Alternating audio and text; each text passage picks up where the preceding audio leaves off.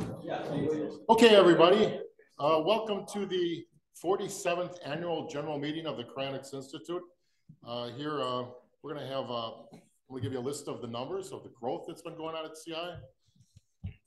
Growth has been very good as far as membership goes. We've been expanding to the point we've actually moved into a new building.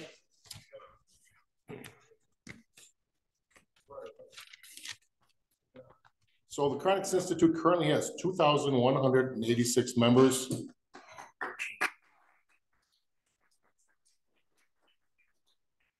That includes 244 patients.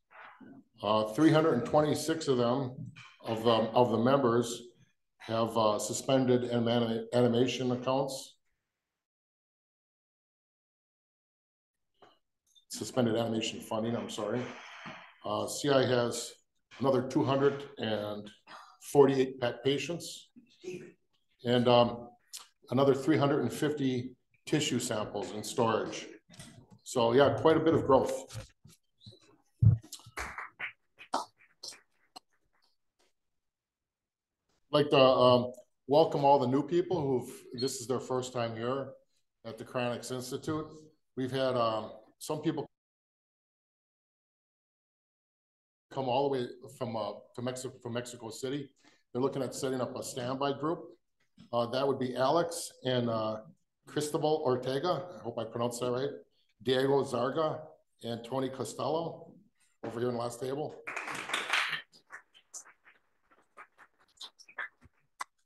A little bit about myself. I've been involved with the Cryonics. I first got interested in it when I was probably 16, 17 years old. I heard about it on television, like many of you, and I thought, well, that's a fascinating subject. So I read a little bit more. I read Robert Ettinger's book. I read Engines of Creation by Eric Drexler. And I said, well, maybe this will work. But I still procrastinated because when you're young, you don't think you're going to pass away immediately. And then time starts creeping up on you and you start thinking about it. And you realize, even if you're not old, you could get hit by a bus tomorrow. So if you want to protect yourself, you sign up and you at least take the chance that, if something bad happens, you've got this true life insurance policy. So anyways, I signed up, got involved more with the organization. I became a director about 10, 12 years ago. And maybe after my first stint as a director, I ran for president. And I've been working to do the best I could to upgrade the facilities, mostly with all the good people I've surrounded myself with. Of course, Andy's like the Radar O'Reilly of the MASH unit. Hillary, Mike, Branson, Doug, everyone, Lauren, Ian, all these people, all these volunteers, there's so many people that have brought us together as we're kind of like a mom and pop operation, but I like to think of us more as just a great big family, So anyways, for the people who maybe don't understand a lot about Cryonics, we always like to run a quick little introduction video. And the introduction video is so that we can just explain what Cryonics is and what the Cryonics Institute is all about. So we're going to just run just bear with us, a short 4-minute video. The fascinating science of cryonics could give people a second chance at life. The whole idea of cryonics started with physics professor Robert Ettinger. He pioneered the movement with his seminal book, The Prospect for Immortality. He then went on to launch the Cryonics Institute. But just what is cryonics, and what does the Cryonics Institute do? Cryonics is a procedure that preserves the human body at low temperatures after death, in the hope it can be revived in the future. The process should begin immediately after a person is declared legally dead.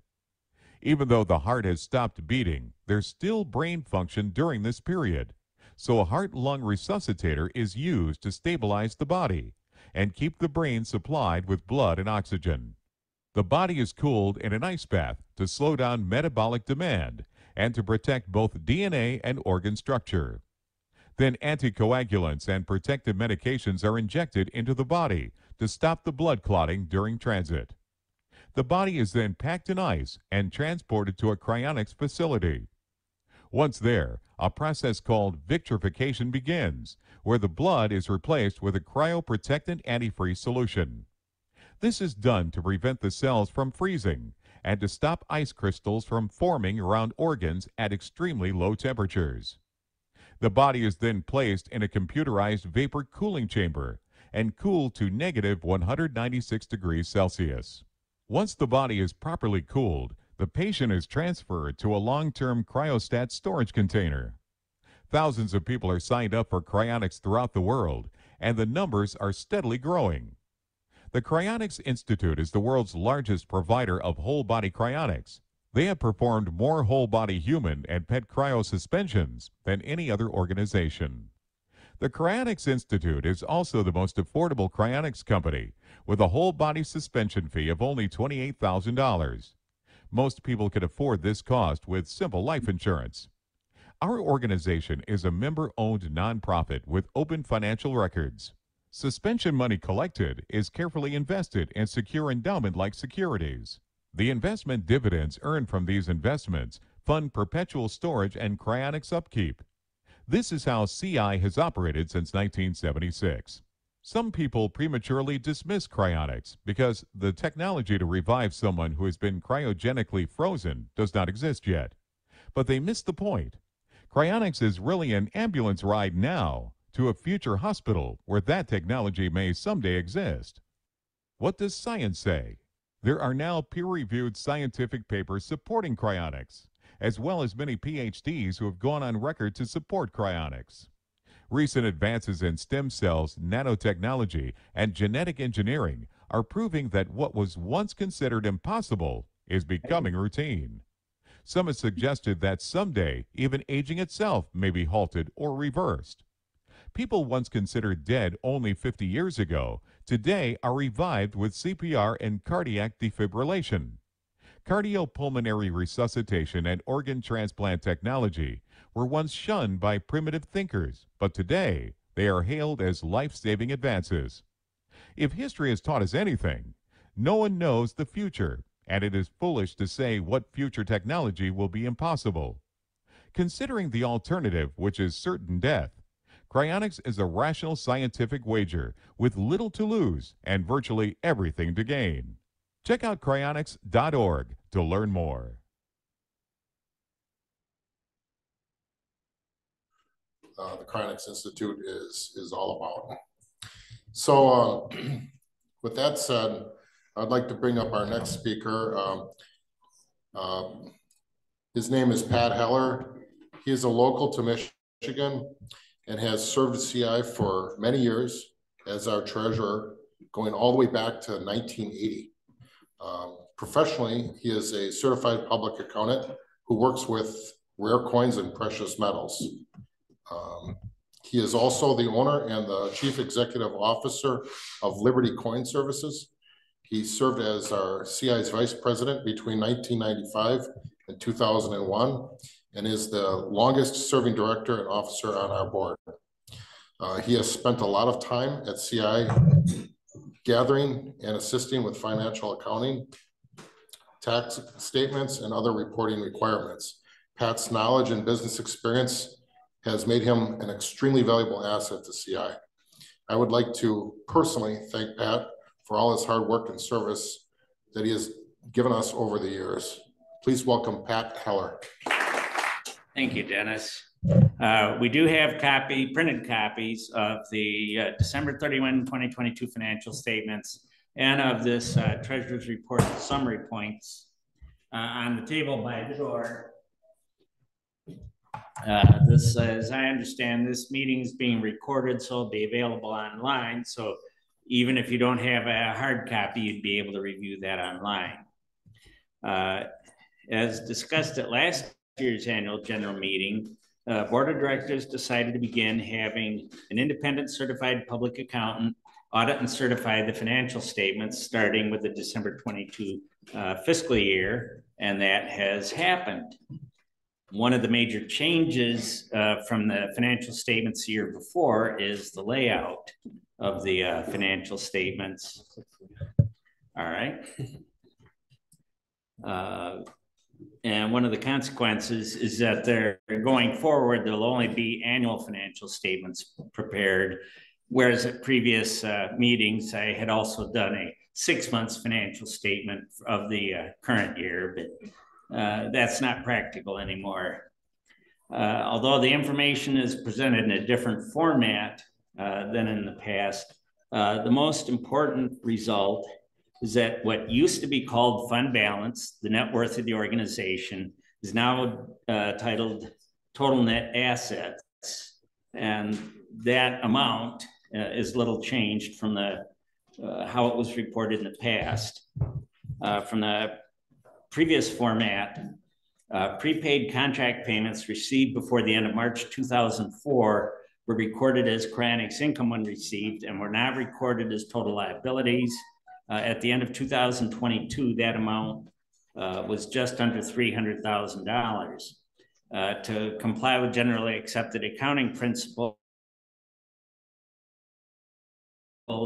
that amount is now listed as a liability on the Cryonics Institute financial statements, and that was a corresponding reduction in fund balance over the way finances were previously reported.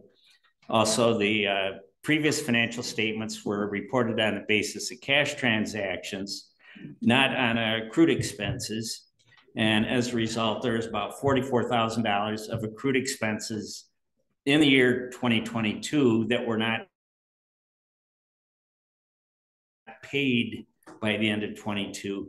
So those have been now recorded as liabilities, a reduction in cash, a reduction in fund balance.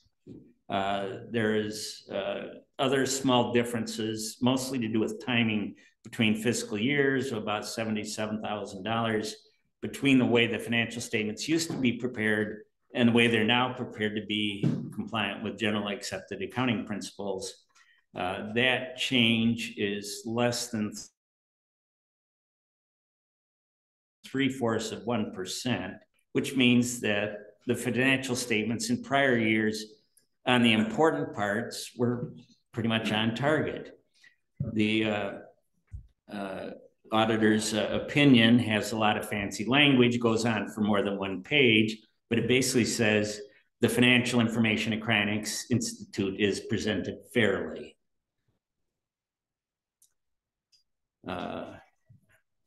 Another significant change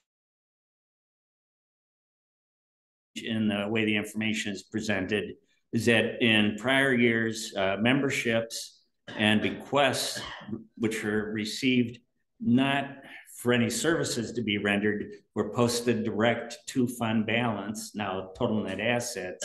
And this time around, those amounts are put on the statement of activity.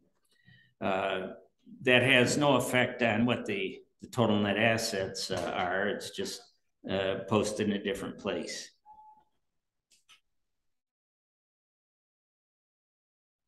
When you have audited financial statements, you do have a number of footnotes added that were not added in past years. It lists accounting policies and information that might be helpful for people looking at the financial statements. There's a few pages of them. In most of the stuff, there's nothing significant. It's just technical jargon.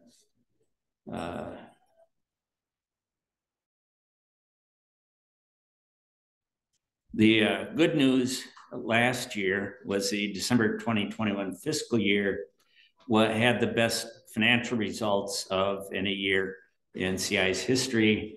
Unfortunately, we had the opposite result for this December 22 fiscal year. It was the worst financial result, with almost all of that being due to the results of the investments.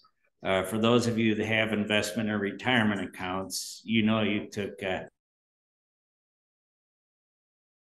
pretty bad beating last year, and Cryonics Institute was not affected. But if you look at the statement of activities, that shows that the Cryonics Institute was in solid shape. Our incoming memberships, bequests, and revenues were almost double what our operating expenses were. So even though there was a poor investment result last year, the organization itself is still solid. There was a significant amount of capital purchases last year, about 570,000.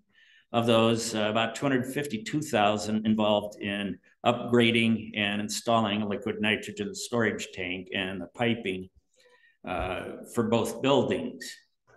There's also about $310,000 in additional cryostats.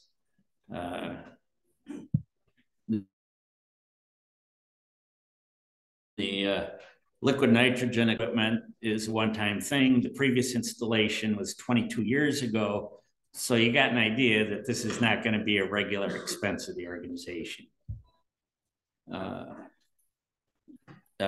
Earlier this year, it was discovered that the property and equipment insurance for CI had not been updated as the amount of assets of CI grew.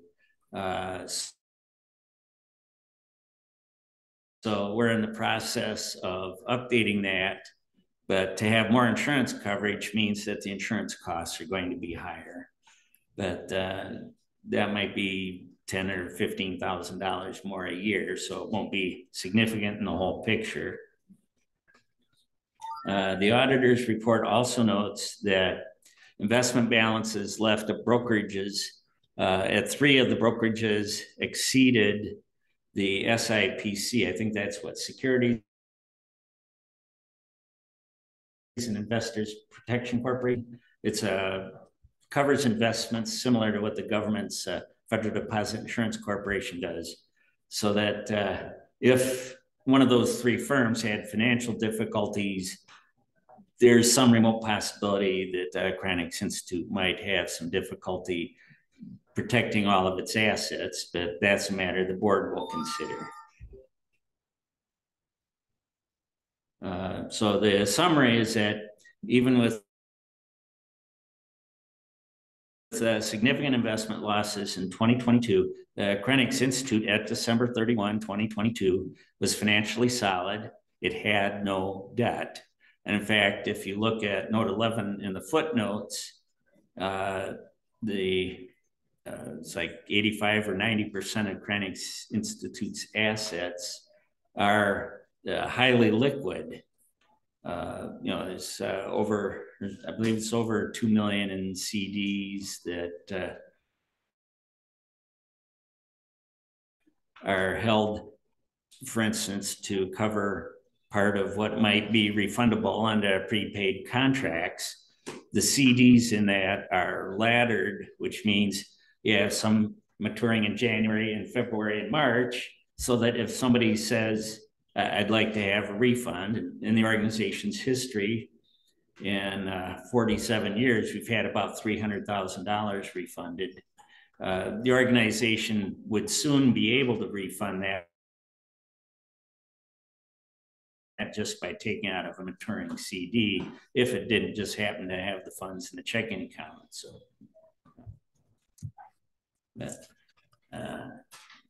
take questions when we come to the end and have our question and answer period. If you have any detailed questions, such as a footnote, say and ask me at the end of the meeting.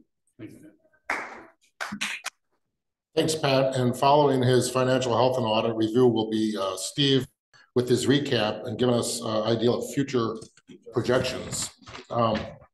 Steve Loix is a local to Michigan and the Cryonics Institute. He graduated from Michigan State in '86 with a BA in logistics and a master's degree in finance.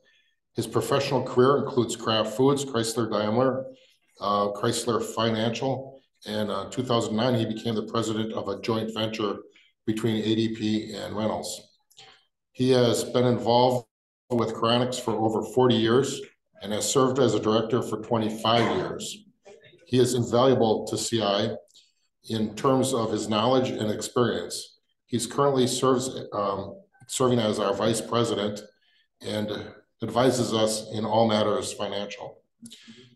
Steve is licensed in financial planning and as an accountant. He continues to provide us with his professional insights and experience at large and within his investment committee as an inside auditor of CI's financial and accounting practices. He is also an advisor and sounding board for me generally, and I consider him a good friend and a great asset to CI. Please welcome Steve.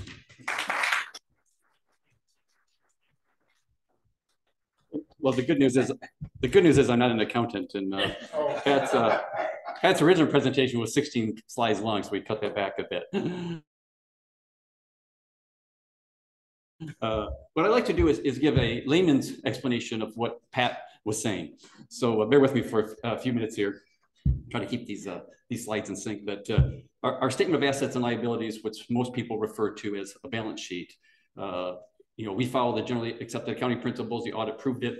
I think what the audit says, it fairly represents. It actually the audit proved that we follow accounting principles all through the years.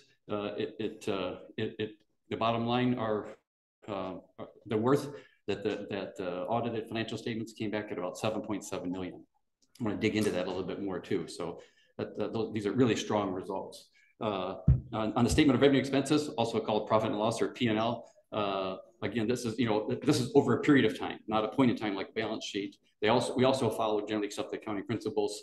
And so as we noted, last year was a very difficult year. Our net operation income was $536,000, but we had over $1 million losses in our investments. So it dropped our net loss. Net was minus $756,000. I'm going to talk about that too. We don't need to panic. And then we also publish statement of cash flows if we had the handout there. And that's really more for accountants and people operating the business to make sure we don't run out of money.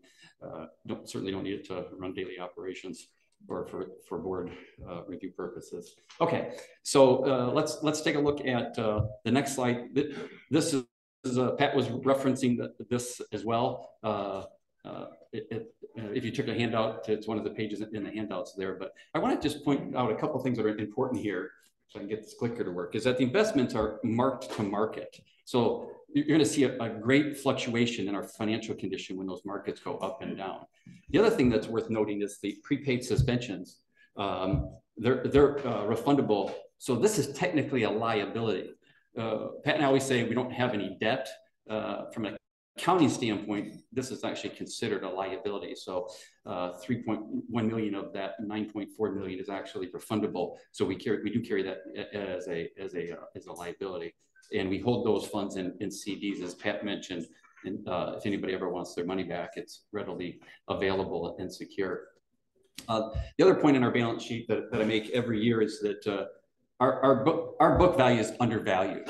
So we don't depreciate the land, right? But we definitely depreciate the building, the improvements, all of our cryostats, all that stuff is depreciated. And you can see the majority of our cryostats have been depreciated. A good portion of our building has been depreciated, but I can tell you the real value, because of Andy and Mike's and everybody's hard work there, they are not depreciating. Those are still highly valuable assets. So even though we have a very strong balance sheet, it's actually even stronger from an economic standpoint than from an accounting standpoint.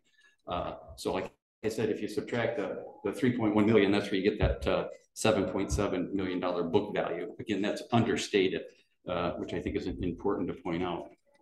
I wanted to make just one comment. Oh, that's not what I want. Go back, I went too far. Tricky slide here. This is our P&L ending 12 months. Again, you can see this is I wanted to set everybody's nerves aside. Our investments were down at 1.2, almost 1.3 million dollars in investment net change, right? Or actually, I take that back. It was 737 decrease in our net worth there. But you can see so far this year, year to date, our investments are up 712,000. And that doesn't include another 182,000 that we've actually put into the account. So ironically, we made back a very substantial portion of the amount in, the market hit in 22. So if all continues to relatively similar for the rest of the year, which is going to go obviously fluctuate, our books will look even stronger. And so as a recap, how I would summarize our financial condition, and I think Pat used the same word, solid and stable. And for some reason it's not fancy. Here we are, solid and stable. Like I said, our land and buildings are paid for; they're undervalued. So from an accounting rule versus an economic value, we're worth even more than our balance sheet indicates. And again, same with the cryostats are undervalued. They're likely to last for over 70 years, although we depreciate them over 7 years. This is a substantial expense for the company. And we have over 10 million in investments, which includes 3.1 million in prepaids, and no debt other than the prepaid. So that's about as strong of a balance sheet and financial condition as you're going to see. Hopefully that's clear. I also wanted to talk a bit more about our income statement. I can get the slide to build here. Okay, so our monthly our CI is generally what I consider break even from an accounting standpoint. If we get 1 or 2 patients and 1 or 2 pets, that typically generates enough income for us to break even. Solid. Why is this, right? Just solid cost controls. We're highly productive, efficient, skilled staff, volunteer workers. Just about everybody on the board volunteers their time. I underline that because I just wanted to use this opportunity to pitch to everybody online and here in the room, right? Just to offer your services. This is why we're financially stable, because we don't waste money.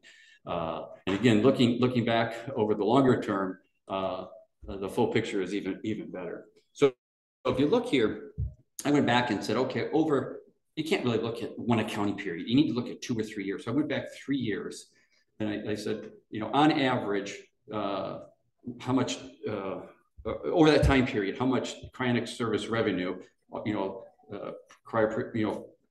fundamentally from cryopreservations of animals and humans and the like, 607,000.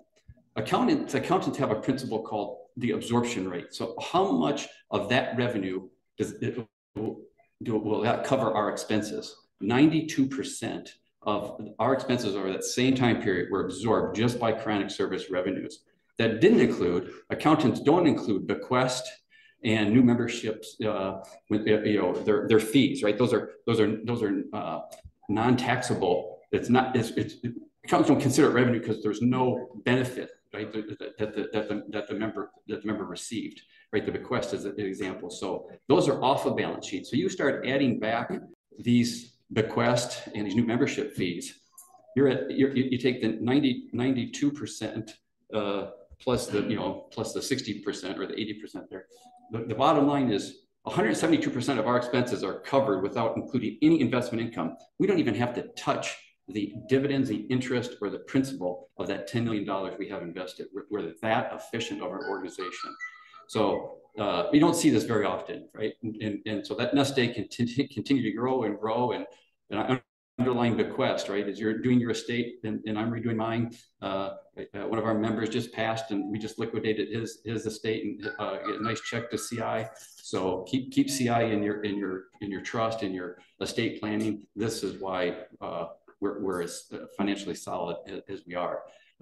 Cost control and a great piggy bank, and that adds up to these results. So congratulations to this organization. Okay.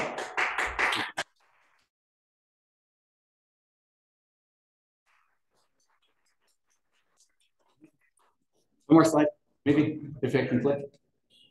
There it goes. I do want to show, we did talk about the membership fees, and this is a little bit light, but we have our lifetime membership has always been $28,000, right? And we also have a $35,000 membership option if you don't want to pay your membership up front, and then we have an emergency case of $45,000. And so I went back the same 3-year period. and said, you know, how is that broken out? So 71% of our patients were at 28,000, 8 of them were at 35,000, and 1 at 40,000. That was their old emergency price. And you can see the bequest total there. So the majority are still coming in at 28,000, but we have actually raised some prices of some of our emergency cases and others to up our fee from 28,000 to something slightly higher. So as you can see with the cat and the dogs and all the income, you know, these last 3 years, those 31 patients plus the cats and dogs, which I don't have a number for, about the same number, ironically, about 1.1 million in revenue. Okay, I don't know if I'm going to get Joe. Are we able to get Joe on the line or not? So about 6 years ago, we changed our investment approach in managed and unmanaged funds. So on the unmanaged side, this is a quick recap here. We have 6.1 million in unmanaged funds, and you can see this. This is a graph from our Vanguard account where we are currently. It's heavily equity. It's 83% stocks, 8% bonds, and cash in there. And you can see on the bottom right hand side, our investment expense is at 0.06%. That's almost free. We use just all exchange traded funds or index type funds. So there's very, very low charges here and very little taxable activity too. So that's always helpful. Oh, it'd be helpful if I advance the slide. Sorry about that. This clicker's a little bit slow. Can you hit this key there? See if it will advance for me. Is it one more slide? One more slide. Oh, one more. Keep going. Keep going. There. Yeah, that was good. I explained the other side. These are our portfolio holdings. You can see these are large, very large index type funds, right? You're buying the market, and so you move up and down with the market. Those are our major holdings. Can you click again there? This clicker stopped. Well, there it is. Went ahead. Okay, this is over time since 2017, since we moved to Vanguard, and you can see the fluctuation in the investment returns. You can see the purchases and withdrawal. The yellowish line and the bluish line is the investment return. So over this whole period of time, about a 7.1% return. Which isn't too shabby, and then so that's the whole key is we're in it for the long term. These are aggressive funds; they fluctuate with the market. You can see last year was horrible. This year we're doing much better. We also have about 10% of our funds in a managed account performance, which Joe Kowalski manages those for us. And I'm going to try to switch over to Joe. He had some comments. Otherwise, I can read his comments. Okay. So thanks, Steve. Steve really put it out there pretty very well. And the only thing I'll say about the non-managed and the managed is that the managed portfolio, like the non-managed portfolio, looks to the long term. Non-managed portfolios, which buy the whole market or a large segment of the market, have historically risen over time and provide great diversification of holdings. The managed portfolio takes a smaller selection of companies which are strong and growing, as well as certain things that you don't find in the indices, like business development corporations, MLPs, floating rate funds, which are bond funds, things like that. So the portfolio provides a different type of diversification of investment type, which is especially important in times of high interest, as we have now, and recessions which tend to follow.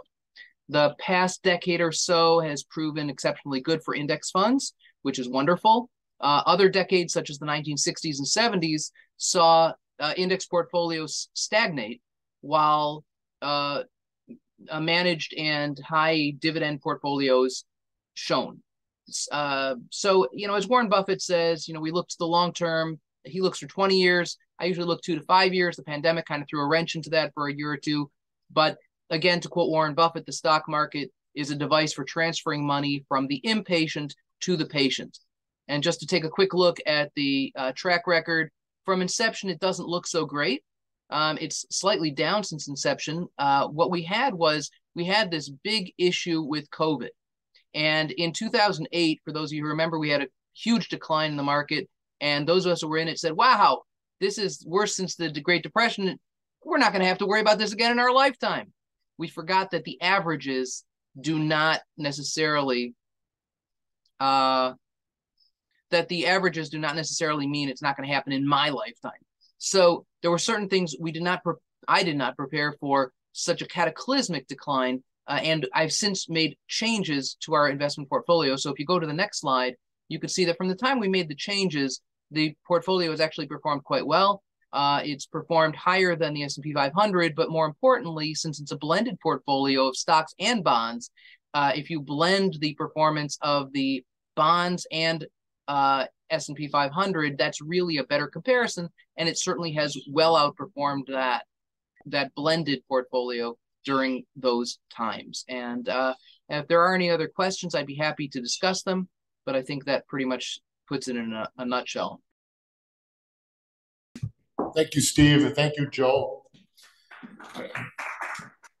Now with the financial dissemination behind us, I think we can be confident that Cryonics Institute is on the right track moving forward. We're going to take a short break. Before that break, though, I'd like to have Mike McCulley, if you could stand up and just give us a quick review. I was going to have you do this when we first came in, but sure, come on up. I'm going to have him give a quick review of what's going on at the facilities with the new building and just an update with that. Yeah. As usual, Dennis sprung this on me today, so you can see I got a lot of notes taken, what to say, but just I'm sure everybody saw the new building and what we've done there. We just recently updated the fire suppression system and had that put in, so now that is done.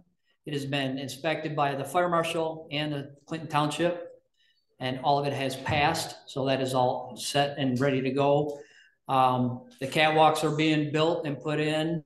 The cryostats are in place, as you saw. We have 2 more fiberglass on order. We have another stainless tank on order. Those normally take a little bit longer, so we like to keep up on those. As far as both buildings, they are very sound, maintained constantly by myself or Andy. As far as we know, no issues with them, no leaks. None of that is going on. So other than that, everything looks great. Also, I'd like to bring back Hillary Martinson back to Cryonics, who had worked here before. She's back and she wants to come up and say a few things. And for people that don't know, this is my daughter also. So I'm happy to be back, and you guys have done a great job. It was really awesome to come back and see so much progress. I just wanted to give everyone a quick reminder to please keep us updated with your current address, phone number, email address, and also keep us abreast of any changes in your medical history as well. That's really important. If you're having any upcoming procedures, anything like that, please, keep us informed, especially if you have suspended animation as well. And also, the most important thing that I could say is please make sure you're sending in proof of funding at least once a year. Even if CI owns your policy, it's still a good idea to send us a statement. We do get those as well, but with 2,000 members and things are growing, as office staff, we can only do so much. So it really, as the member, is helpful to us if you can keep us informed, keep us updated on everything, so we're not trying to track down 2,000 members. So that would be the most important thing I would say, because we can't act in an emergency if we don't know that your funding is secure. We have to make sure that's in place first. So that, I would say, is the most important thing. So happy to be back. And if you can check on your paperwork with us, send us an email or give us a call. We can check your file, make sure everything's good, or suggest any updates that you need to do to get yourself ready to go.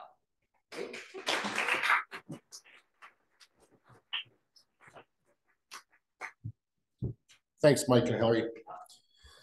Okay, during this time, we'd like to ask that those of you in attendance join us for a group photo, and then we're gonna have our lunch buffet.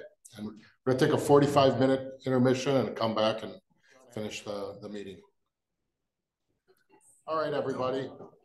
Welcome back to the CI AGM event for 2023. recently we lost a new director, Jim Broughton. And at this point, I'd like to talk a little bit about him, a little tribute to Jim. Jim Broughton, Jim will be missed as a director and as a good friend. I only knew him for a year, but in that short time, I became close with him and found his advice to be invaluable. He was full of enthusiasm as a director and had taken on many promising projects in his too brief time with the board. He was heading the new Science Advisory Board, was in the process of working to update the CI-VM1 formula, and was working on systems to analyze and implement the latest research into our mission. Jim was full of practical and actionable business ideas that he had learned from his many years as a high-level executive at Medtronics. He looked at CI's business model and organizations and operations and was working with our members to identify strategies to address succession and other critical areas. He was a key member of the Minnesota Cryonics Rapid Response Group, where he made significant contributions to setting up their standby operations and logistics, which ultimately led to his own successful suspension. His work resulted in better and faster responses for himself and others. Following his sudden loss, I had recommended Jim's close friend and business partner, Dr. Don Kleinzig, to finish out Jim's term on the board of directors. The CI directors discussed and approved this decision, and Dr. Kleinzig had been appointed as a director.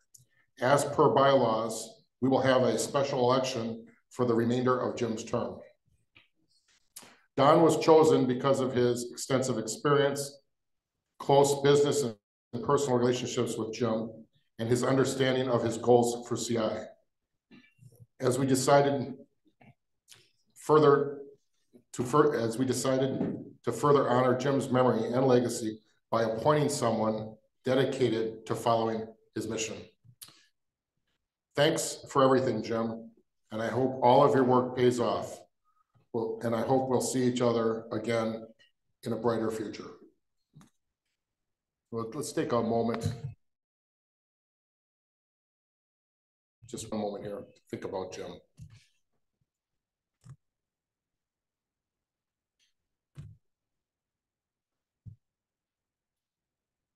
Okay, Jim's suspension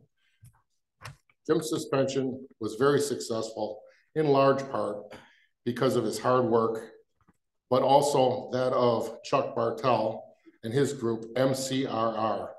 That's Minnesota Cryonics Rapid Response.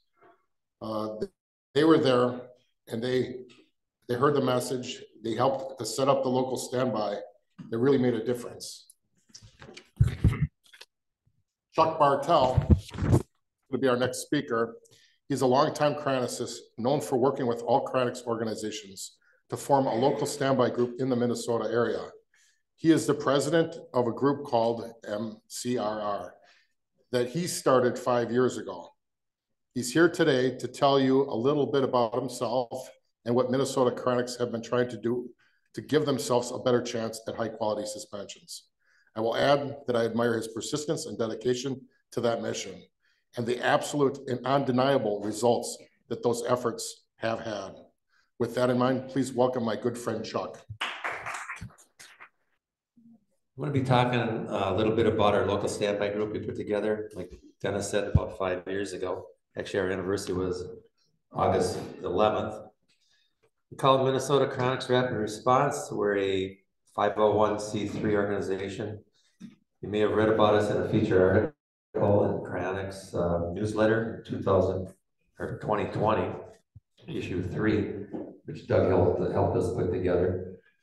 Basically, I'll be going over a lot of that same story with what we've been trying to do, with the notable exception being that at the time we wrote the article, we hadn't had any suspensions. Now we've had 3. I hope what we've been able to do locally might inspire other local groups to do the same and maybe do it better and help each other do it better. I'd like to thank the Cryonics Institute up front for all their help, both before and during our actual suspensions. I could mention Dennis Kowalski and Andy Zawacki 20 times here, but I won't, helping us all along the way from the beginning. They were always there when we needed them. And thanks to Hillary and Branson, and again, Doug. And we also greatly appreciate the help and advice we've gotten from our friends at Elcor. First of all, if you're wondering where Minnesota is, there it is. Thank you.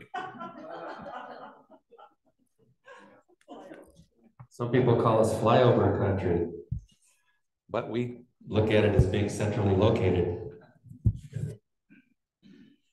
We think it's an ideal location to someday soon serve and promote cryonics regionally and maybe beyond.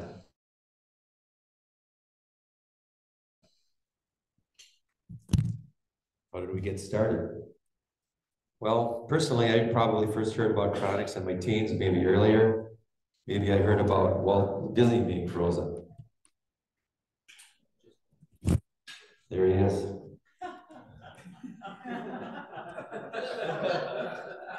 I remember seeing a television report on a young man who frantically ran to the 7-Eleven to buy ice with his young wife who had died and a woman who had her elderly father suspended.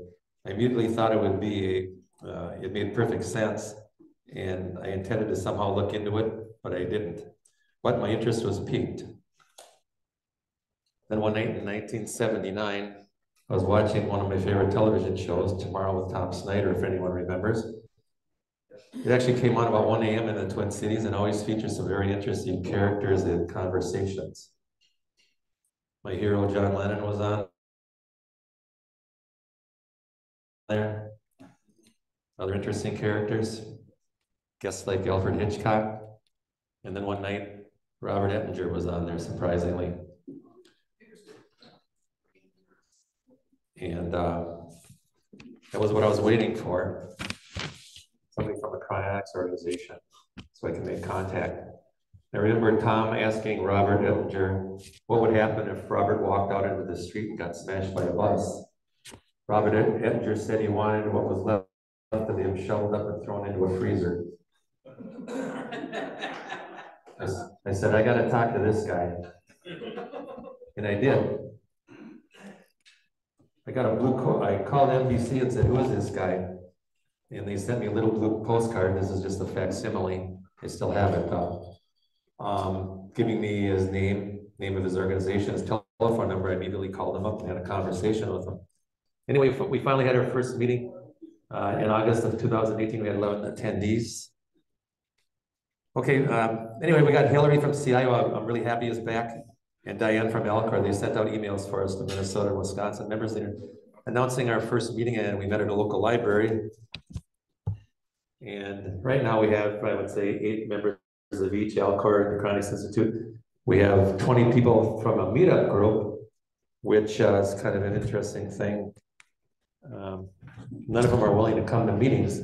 We have a couple of people came through this meetup group, so I advised it to get involved in something like this. Jim Broughton came through the meetup group, but otherwise, there's a lot of people interested in cryonics and they just aren't totally into it.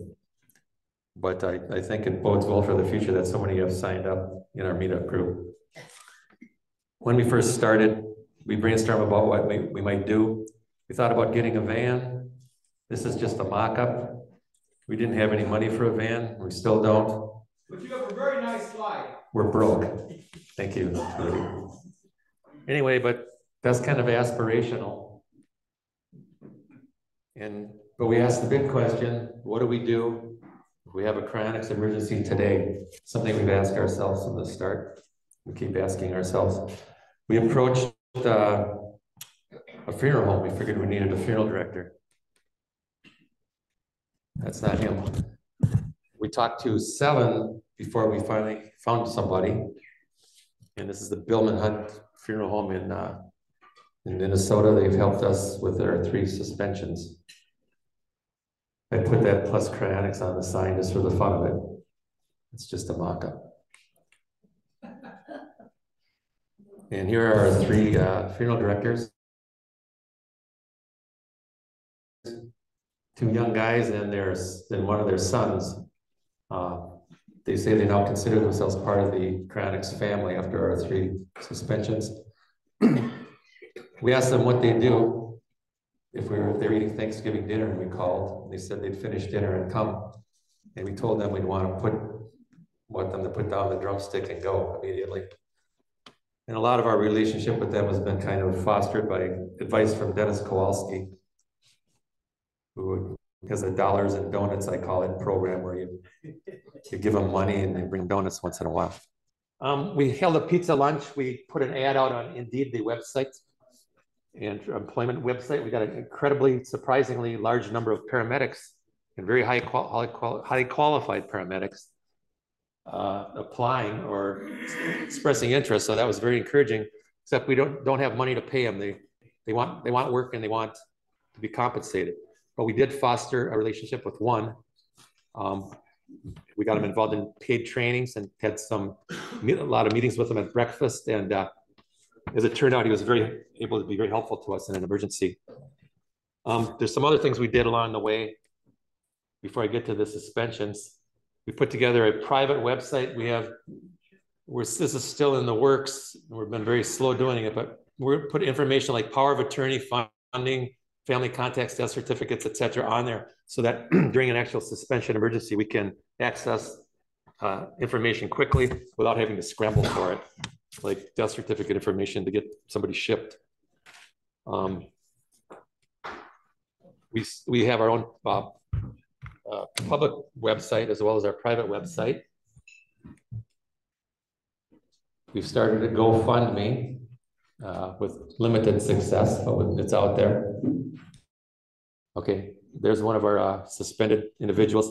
He volunteered to be the poster boy for this somewhat humorous GoFundMe campaign.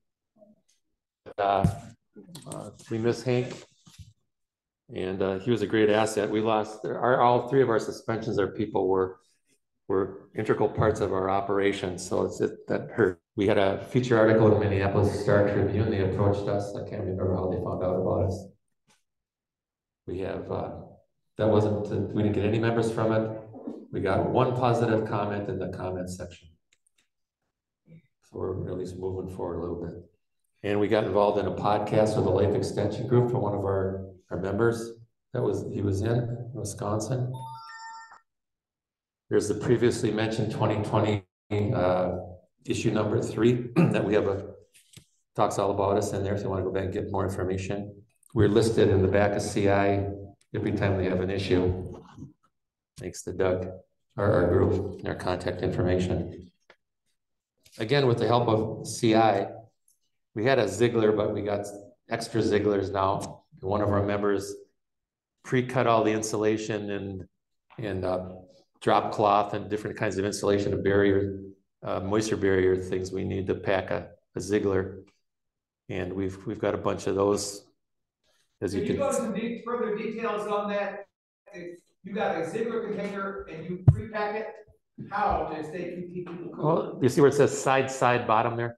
There's our R19 insulation material. We wrap a certain way around the Ziegler, and then we have a moisture barrier, which is basically paint drop cloth, goes around it, and then tape it up. And essentially, that's the insulation. So the insulation goes on the outside of the Ziegler box. Insulation, and then around the whole thing goes the moisture barrier, and then they put it on an air tray, and then they package it in cardboard, put labels on it, strap it down. Let's see, we got some other things here. I guess I want to mention too, we've been in contact with some of the local groups around the country now that are starting up or have been around. Washington, D.C., the people from Mexico here today, been in contact with the Western Canada group, things like that. We're trying to get everybody together and help each other. We had CPR training conducted by one of our members who's a nurse, and we had training with the Lucas One chest compression system used 1 day later with the trainer as actual patient in our 3rd suspension. Our training that we've had so far, we had Aaron Drake from ICE do a Zoom for us for our funeral directors and paramedics is kind of just an introduction to cryonics. Dennis Kowalski came out to Minnesota for us and conducted a day-long training, which proved invaluable. Subsequent suspensions, we hadn't had any at that time. And Ashwin DeWolf was here today from Biostasis Technologies and Resurgence Biomedical are going to be helping us with a training 2 weeks from today in Minneapolis. You're all invited. There'll be a dinner the night before. We didn't announce it a lot just because we didn't want to step on CI's meeting here and Elcar was having a meeting and that type of thing. But you're all definitely invited. There's going to be a dinner the night before. If you need more information on that, I'll be here to give it to you. Before I get to the 3 suspensions, I'd like to mention 3 important things that I think about a lot. And you probably have to some degree too, but I just want to emphasize these when I get the opportunity. It's medical examiner alerts and funding safety. Cryonicists seem to think that medical examiners aren't a major concern, but we had a major medical examiner problem in our very first suspension. In an effort to establish a Cryonics-friendly relationship with medical examiners, we attended a coroner open house and made contact with a medical examiner who represented 26 Minnesota counties, more than half of them. She agreed to meet with us, but plans were canceled due to COVID and we never followed up on it. Interestingly, our paramedic has recently gotten a side job working with local medical examiners, so we're hopeful that that could be very helpful to us and maybe the community at large. Just an interesting sidelight.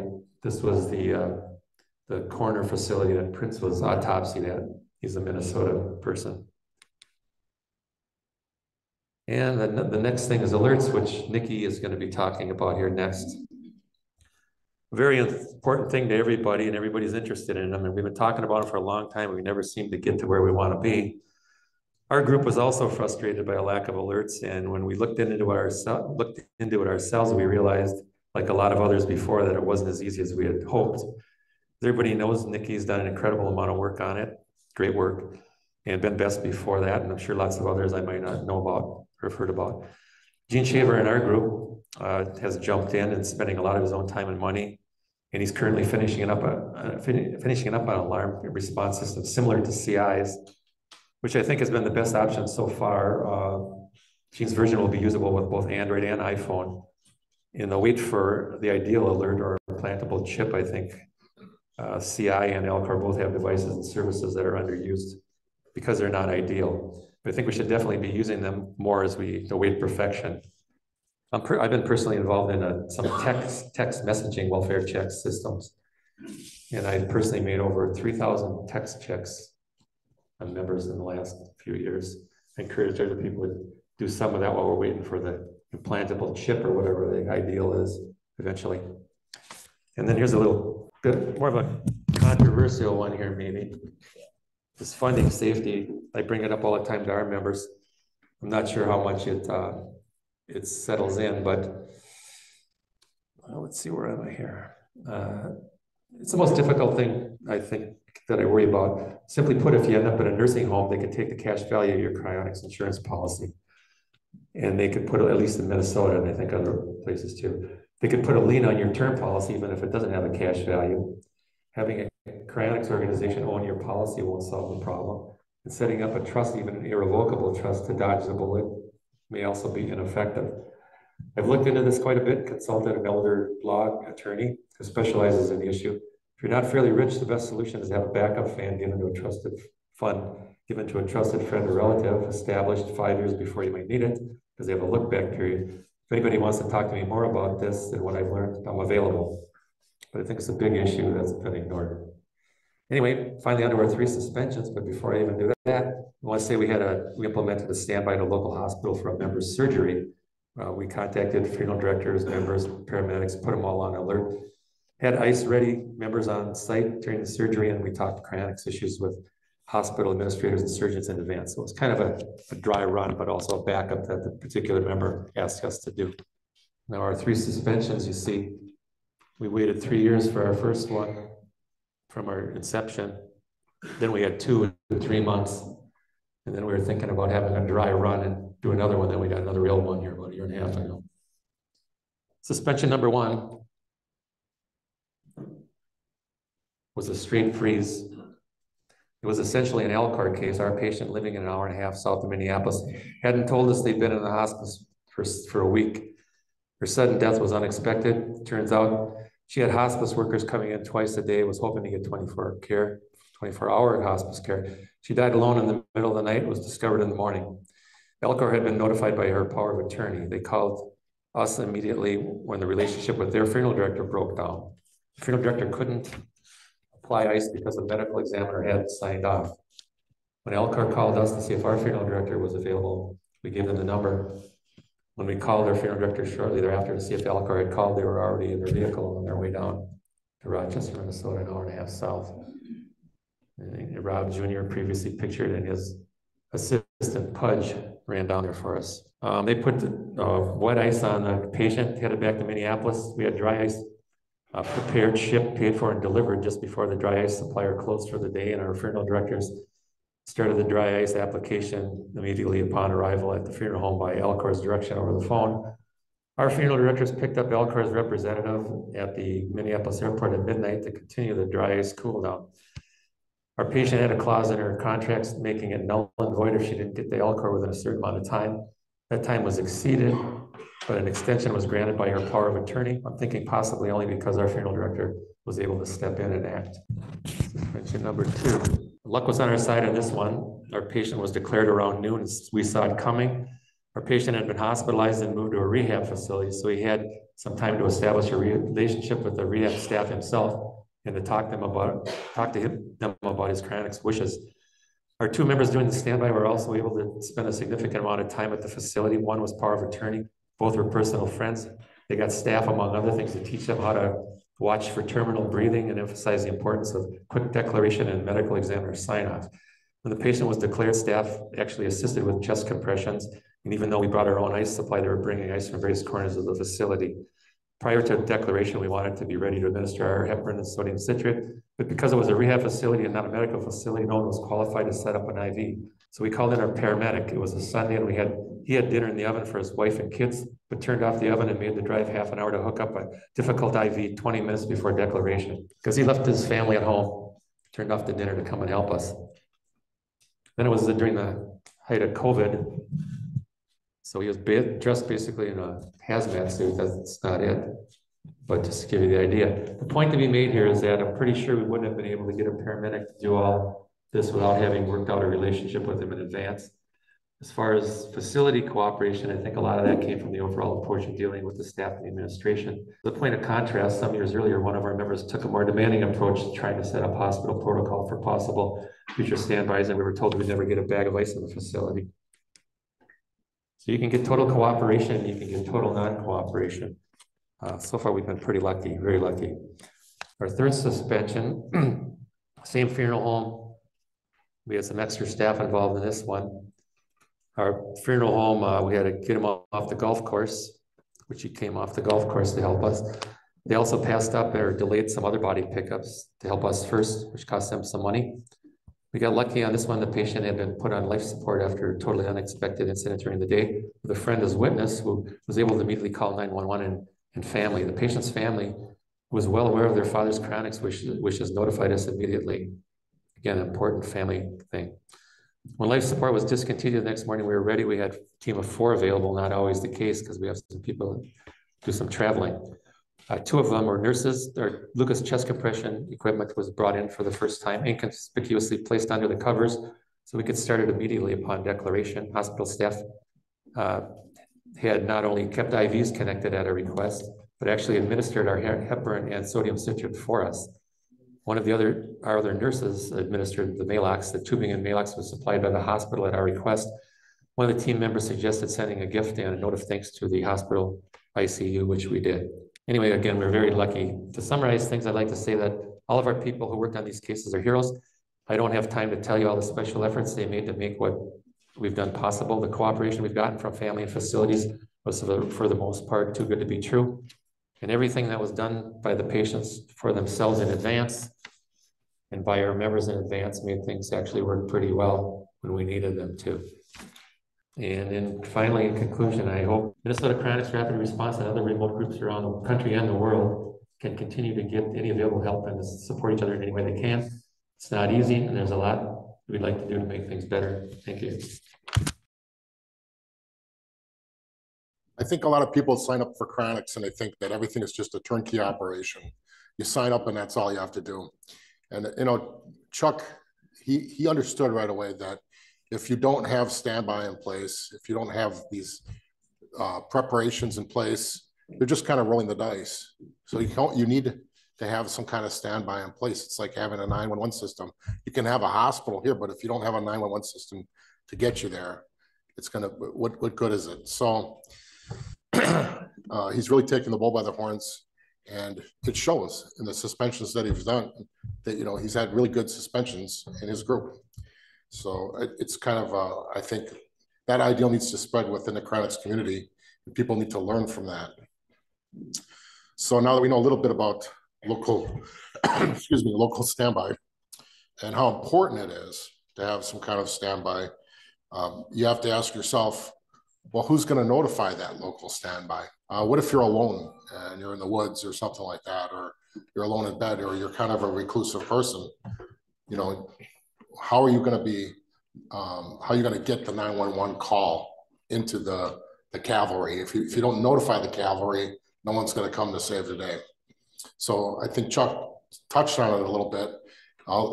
People in the Cryonics community have been looking at emergency alert devices, like phone applications or Apple watches or Android watches that sense your pulse or detect your motion. And if you should go down, maybe they'll send a GPS signal to where you're at and notify your family, your friends, or the authorities that you need help. It's even a good thing if you're not involved in Cryonics. It's something that maybe elderly people, kind of like a life alert system, but a life alert system that is passive, that goes off even if you're not conscious, to press the button, something that notifies people that you need help when you can't do so for yourself.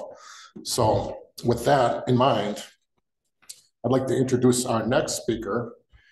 That's Nikki Olson. Nikki is a software engineer in the Seattle area. She has been working, she's been working on solving the problems of chronic standby monitoring for over 3 years, and is considered an expert in this space. She has a diverse software background, including supply chain engineering and blockchain technology. She's the founder of Cryonics Monitoring and has put together a team of experts to develop useful life monitoring systems for the Cryonics community.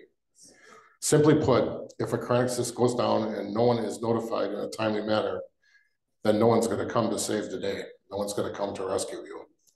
Nikki and her team are working to address this so that you may have a better chance of seeing the future. Please. Hello, can you hear me? Oh yeah, I can see myself there. I will just share my screen. 1 second.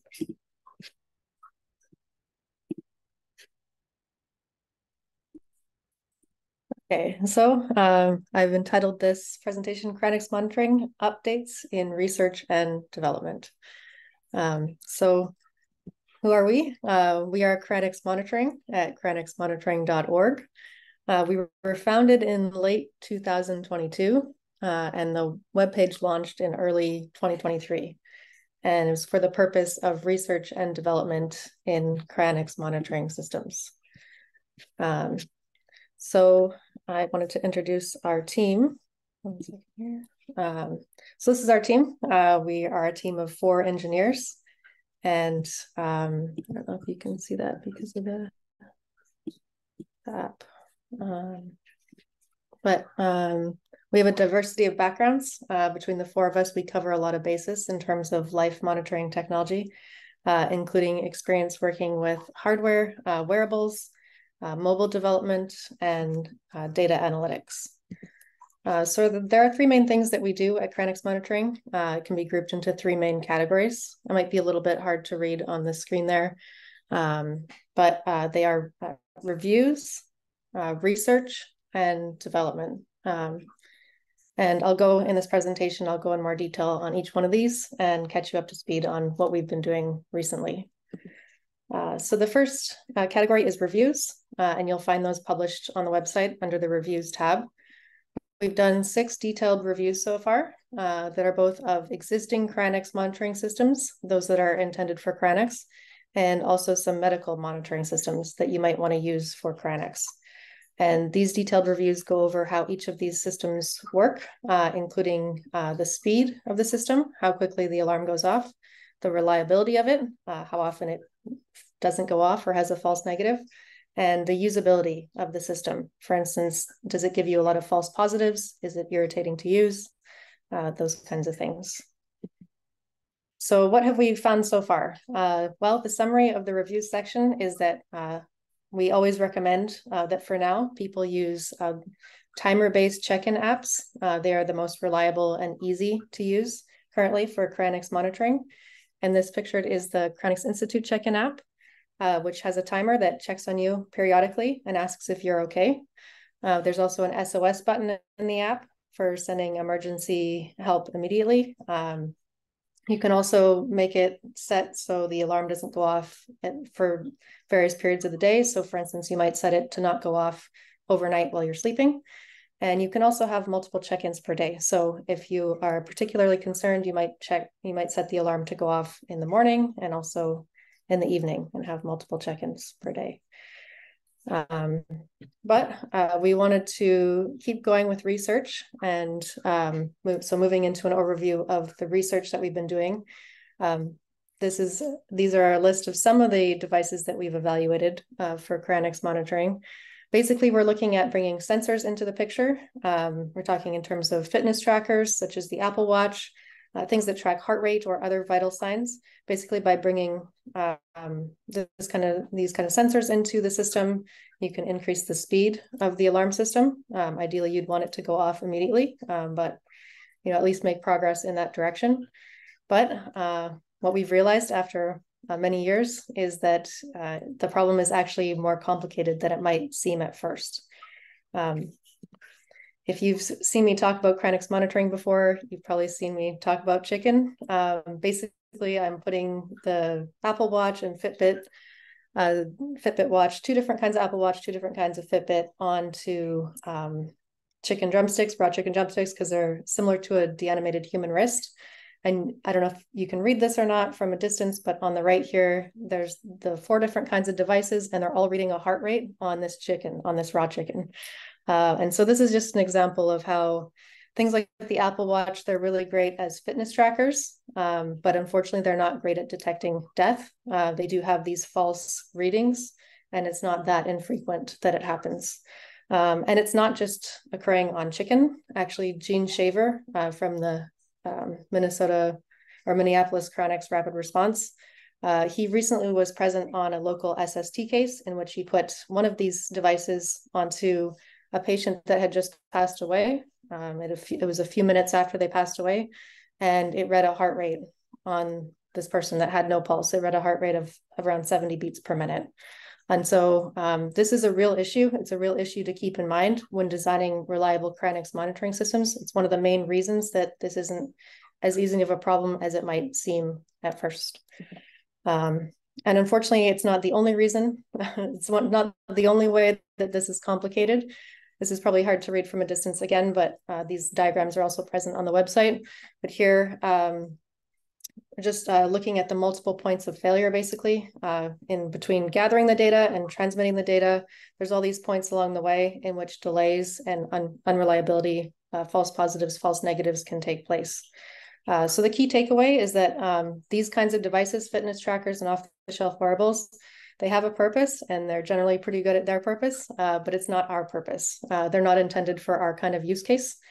So even if they have great hardware and software for their purpose, it's not necessarily going to make a good Cryonics alarm. And also, when you write an app for these devices, you often don't get access to the kinds of data or control of the device that you would need in order to make a good and reliable alarm. But after a lot of research, we did consolidate around the idea of motion as the most reliable signal in off-the-shelf wearables and just general wearable devices, the reliable signal of deanimation.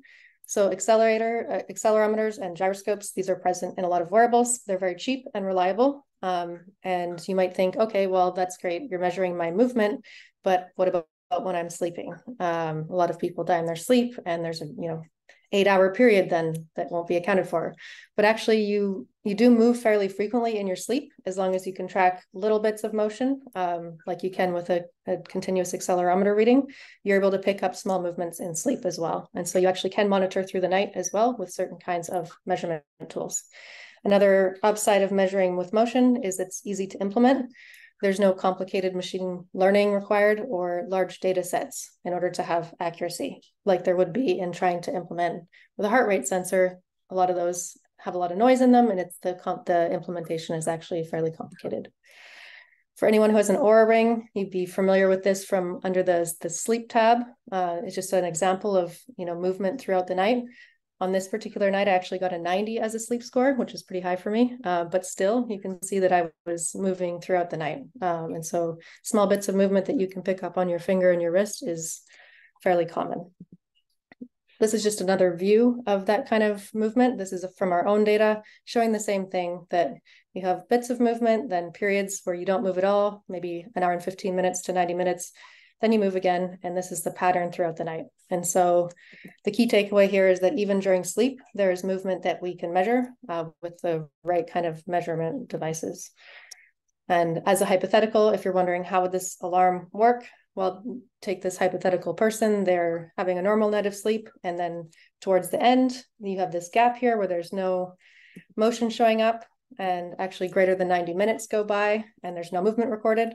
Now you're going to start to get concerned. You say your measurement device will say, hey, this user might have an issue. We know they're wearing the device because we have wear detection in whatever instrument we're using. They're wearing it. They're not moving. We expected them to move.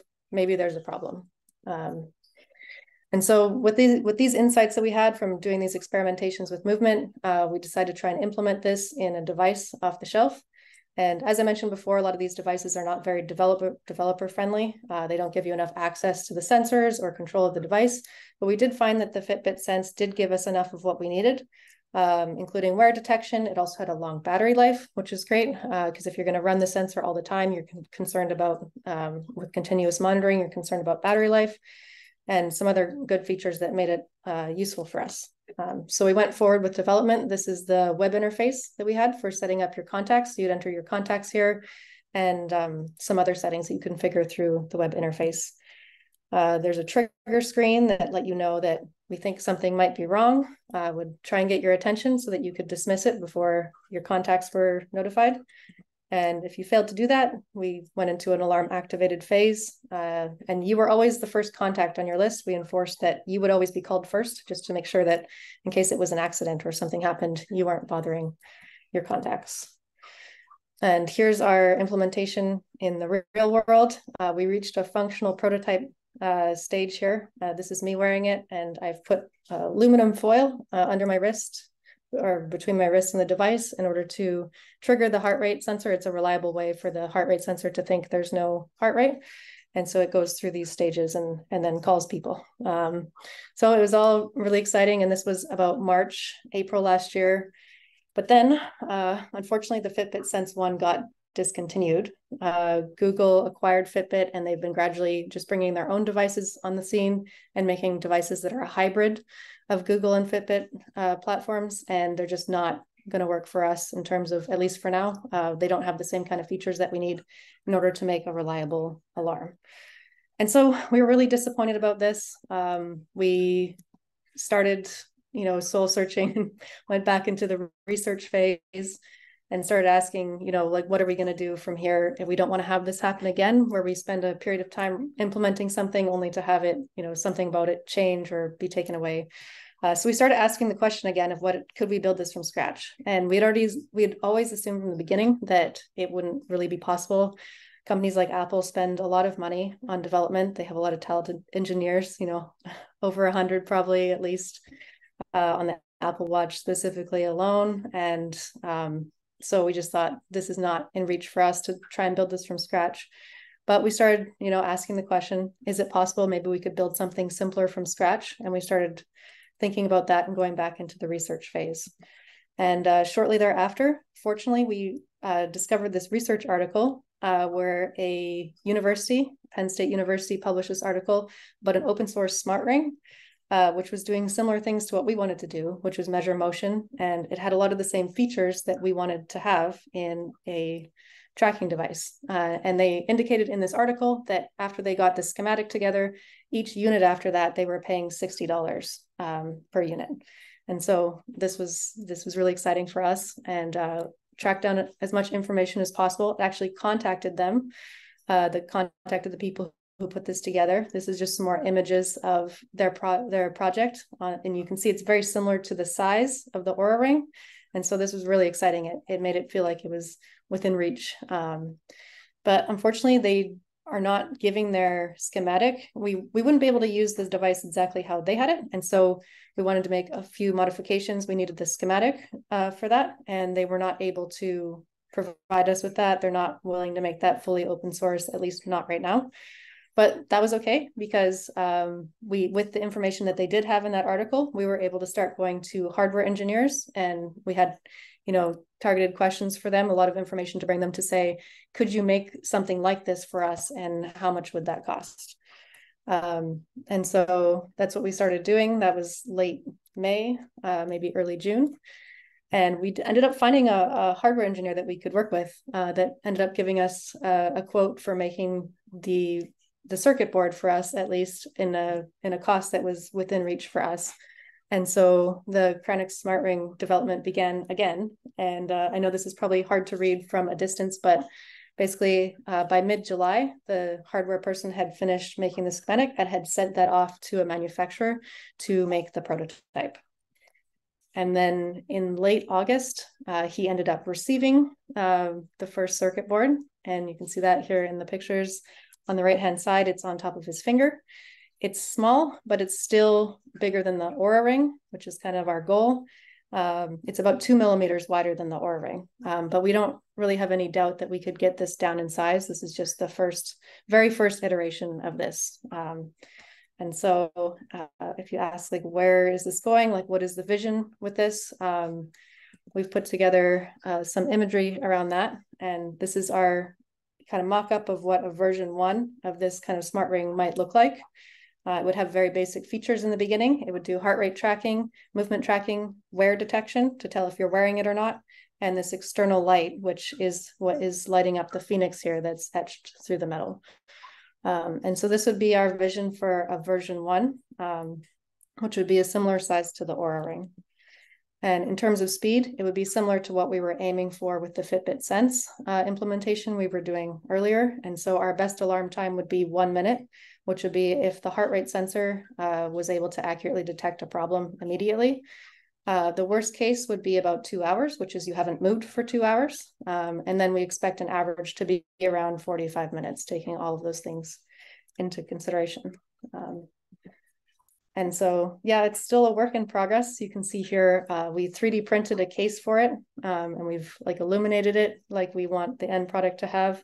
It's not etched to Phoenix yet. It's etched in a different way, actually, but it's still a little bit bigger than the Oura Ring. On the right-hand side, you can see a picture of Jordan from our team wearing one of the 3D printed cases that we have made. So yeah, basically we're expecting to have a functional prototype by sometime in November. In October, we expect to receive a circuit board that we can program and we can start experimenting with in terms of implementing an alarm system and fine-tuning the details and figuring out what we need to do next, like what the next iteration looks like in terms of the circuit board. So yeah, thank you for having me on this presentation. I'm happy to present at Cryonics Institute AGM, and we'll keep publishing updates on the website and also in the community. And if you want to be involved in what we're doing with our efforts in the ring, you can reach out at info@cryonicsmonitoring.org. Thank you.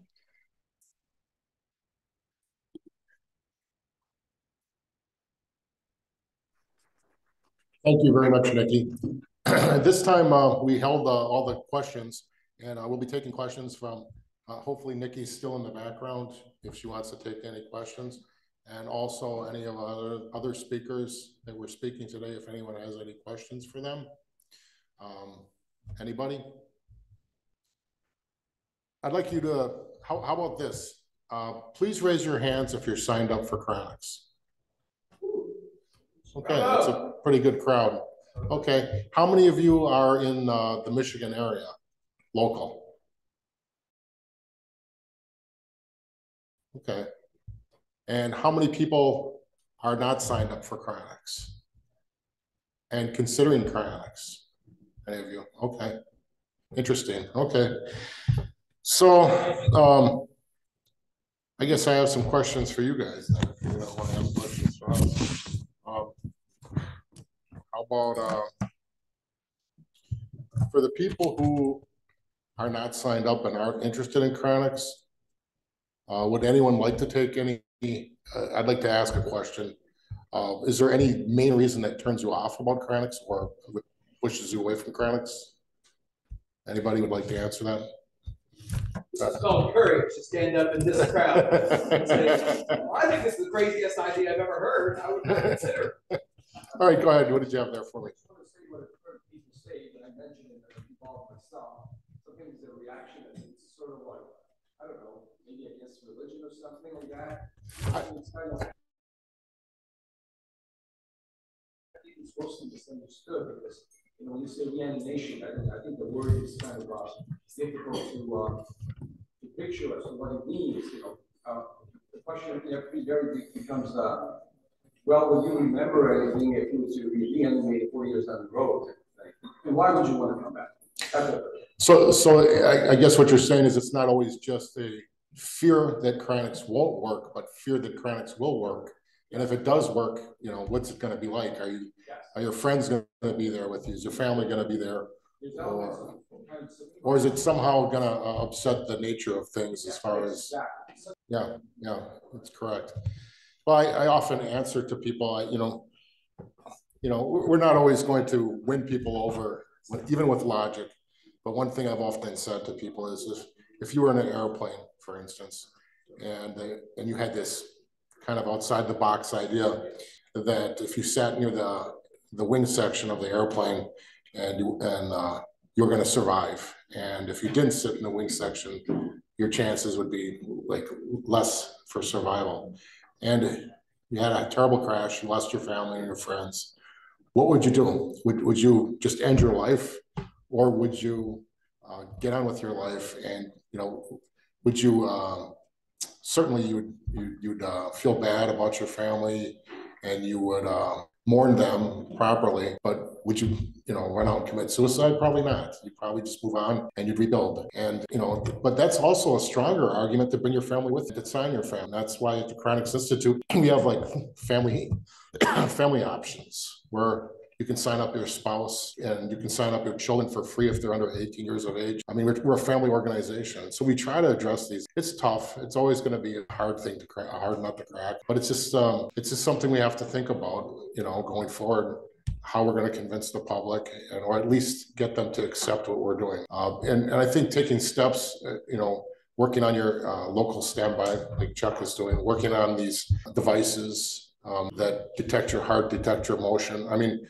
there's greater good to the whole of society for these things. Even if these alert bracelets or alert rings aren't used for cryonicists, they could be used for elderly people or people who are feeble or just getting out of surgery. So there's all this spin-off technology from what we're doing. So we just have to plug ahead. We know we're fighting the good fight. We know we're doing what's right. I mean, what is medicine about? If medicine's not trying to extend life through medications, through diet and exercise and everything that they push us to do to extend life, it's my question. Don't you want to try to preserve life? That's what Cryonics is all about. So anyways, just keep fighting the good fight and keep your heads up. With that question, go ahead. Sure. So the question is, where do I start standby? Okay. So you don't know people in the area that are cryonicists, and the funny thing, there's how many cryonicists in the world and how many people in the world. I mean, we're kind of a rare breed. And it's the same question that Chuck came over 5 years, excuse me, over 5 years ago, when he came to me with the question, where do I start? And I said, well, meetup groups, you do have a few people, and you start with the larger cities, and it doesn't have to be just our organization. It could be our sister organizations like Elcor, all these other organizations. And you can't, they're not going to turn, like, even we won't turn over our email address of everyone to you, but we'll put your address out, you know, if you want to, in a public forum. Okay, well, and we'll talk about we have a members only form that reaches all of our members. We can use the magazine, but what I found is sometimes you reach out and you don't find. So then it's all on you. You're the do-it-yourself person that needs to start. So how do you start? You make the people in your group. They might not be other Cryonicists. They might be, you know, go through the process of convincing family, maybe not to join Cryonics, but at least to accept your wish and get your funeral director on board. Maybe not to, you know, he's not going to be a Cryonicist himself, him or her, but what they're going to do is they're going to be able to ship you from point A to point B. And then then you take them a little bit further, you establish a relationship with them. You build a relationship with, you know, meeting up with them over a period of time. You know, I talk about the dollars and donuts thing where you bring them donuts or baseball tickets or, you know, so you're not just wasting their time, you're bringing them money too. You know, $25 and a thank you card to just listen to your proposition. And most of these people are professional and they understand that you're going to spend money on the equivalent of a funeral service with them. So they're not losing money. What you're asking them to do is legal and it's ethical and it's not outside outside the box. I mean, it's almost as if you went to a Orthodox Jewish funeral or a Christian funeral home and asked them to do a Orthodox Jewish funeral. They should professionally be able to do that without converting themselves. But what about, okay. You know, I have the bracelet on. No, where's actually the this has gone wrong. I'm around the here we go. Yeah. So where are the I didn't know that. So the question what we have here is a failure case. This is a real thing. Well, and that's why networking is important. You know, these events bring people together.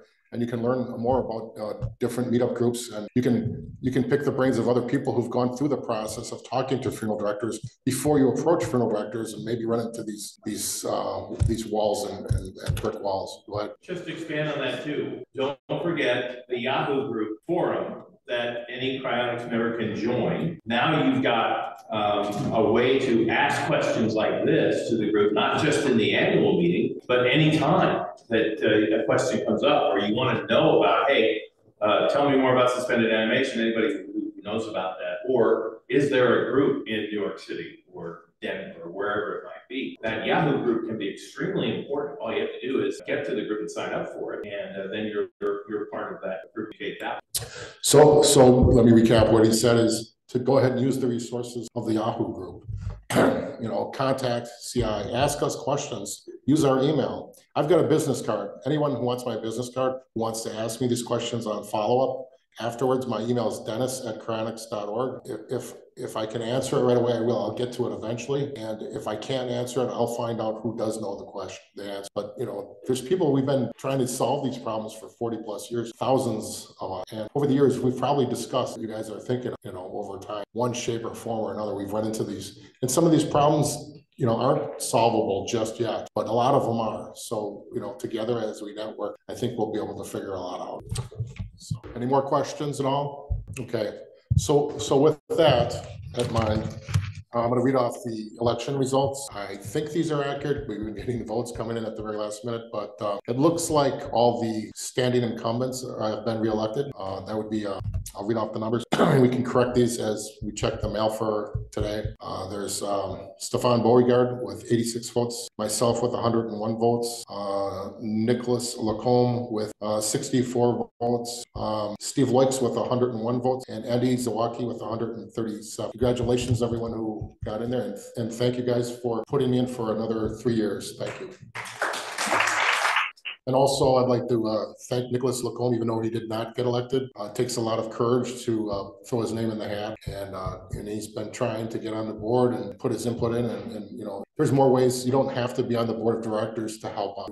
We do largely accept, you know, volunteer work if it's what we're looking for, if it's within the projects that we're working. Oh yeah, so recently, as you know, because of the death of Jim Broughton, we appointed Professor Don Kleinzik as a fill-in for the rest of the year, kind of as a tribute and paying respect to Jim, because they were close, like as I mentioned, they were close business partners. They thought the same, carry out a lot of his ideas and mission. But the bylaws say that we have to, you know, at the start of this new AGM cycle, open it up for another election. We couldn't put it in with the last election per se, because That's a 3-year period. This is only going to be for 2 years. So we're going to most likely run a special election for the remainder of that. Thanks for mentioning it. So with that, this would conclude the Cryonics Institute annual general meeting. And then, but it would begin the Immortalist Society's meeting with York Porter. My good friend York Porter is going to come up, and he's going to have a couple speakers for you guys as well. Thank you.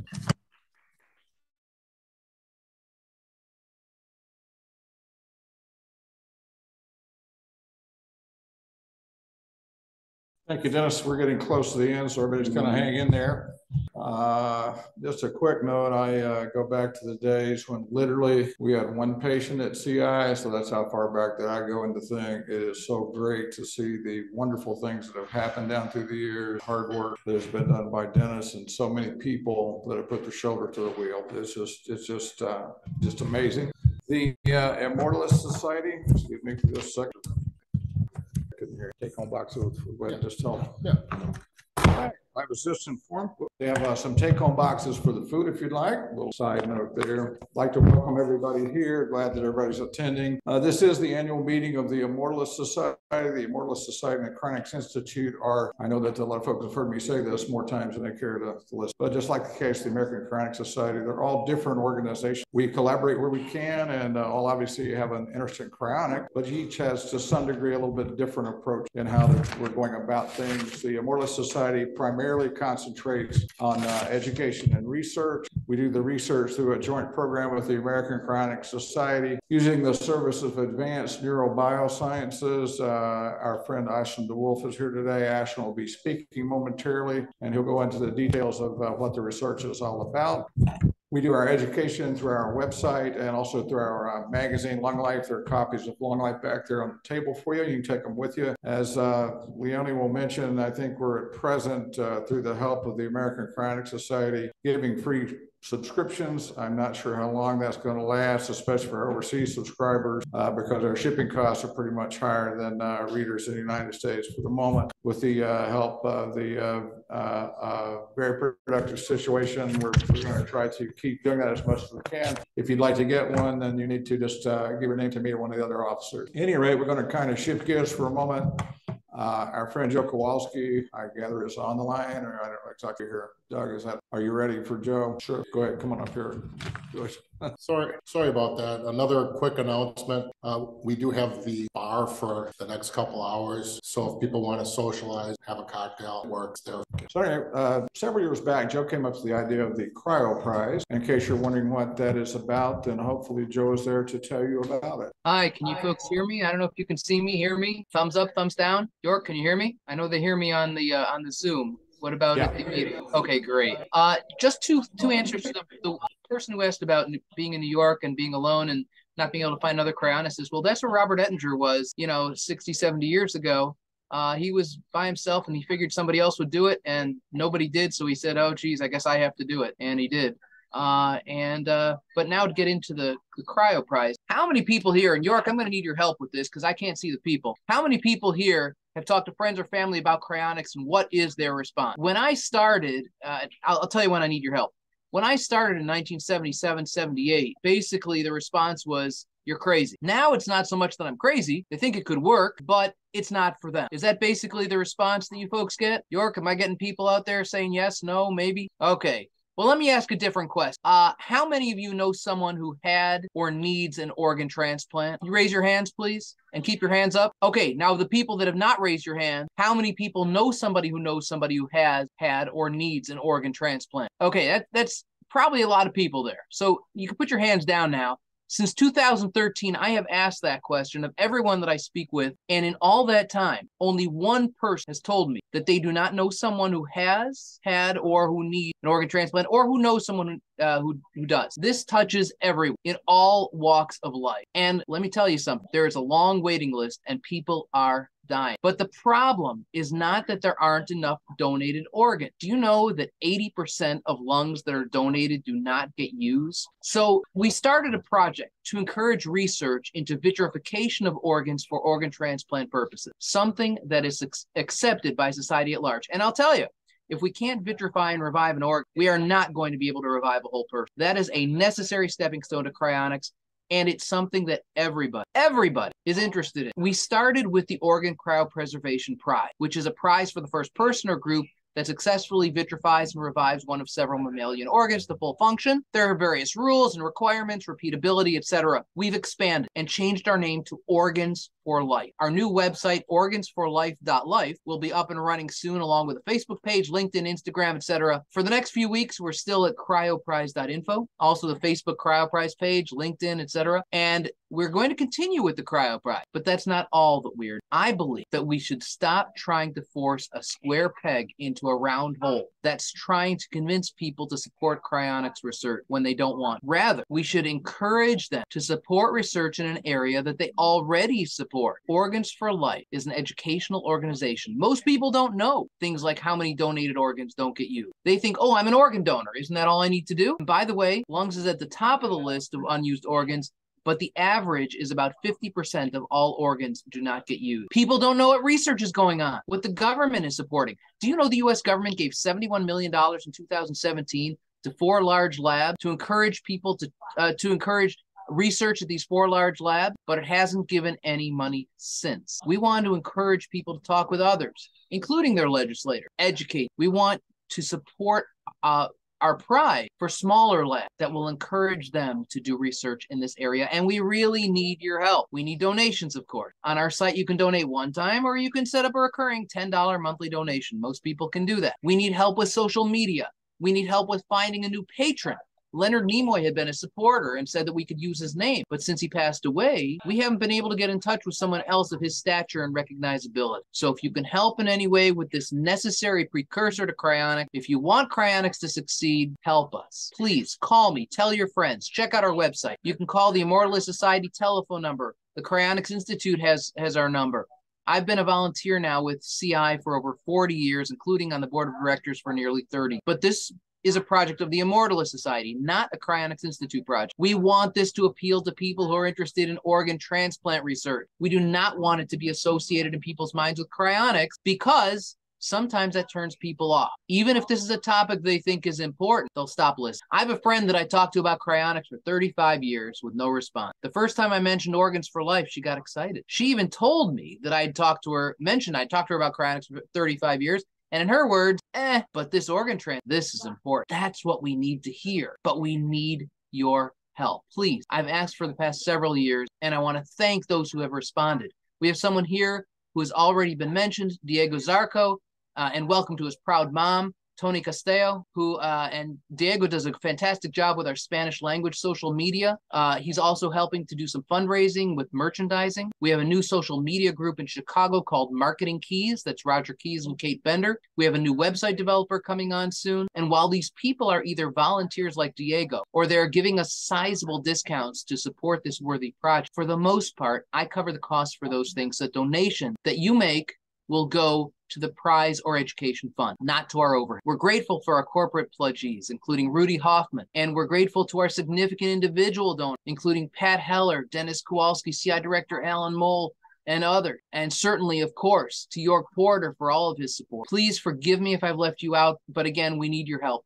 There's only so much that I can do in my spare time between 2 and 5 a.m., and there's only so much that I can support out of my own pocket. For example, we were unable to get organsforlife.com website because it's just too expensive. So we need your help to get this up and running. I thank you. I encourage you to look at the cryoprize.info page. And when it comes up, organsforlife.life. I encourage you to look at our Facebook page, our LinkedIn site, soon our Instagram site. And finally, we have tribute cards, which are great for graduations, weddings, bar mitzvahs, whatever. You can make a donation of any size you want, from as little as $1 per card. I usually give $10 per card. And a card will go out saying you made a donation in this person's honor or memory. These are beautiful cards designed by an artist volunteer. You can get these from me. You can talk with York at the meeting. You can talk with Diego, or you can check out our website. Thank you again. I wish you a wonderful evening. I'll be around for Q&A, or you can call me 24/7 at 877-255-1949, 877-255-1949. Have a good night. And Joe may have covered it.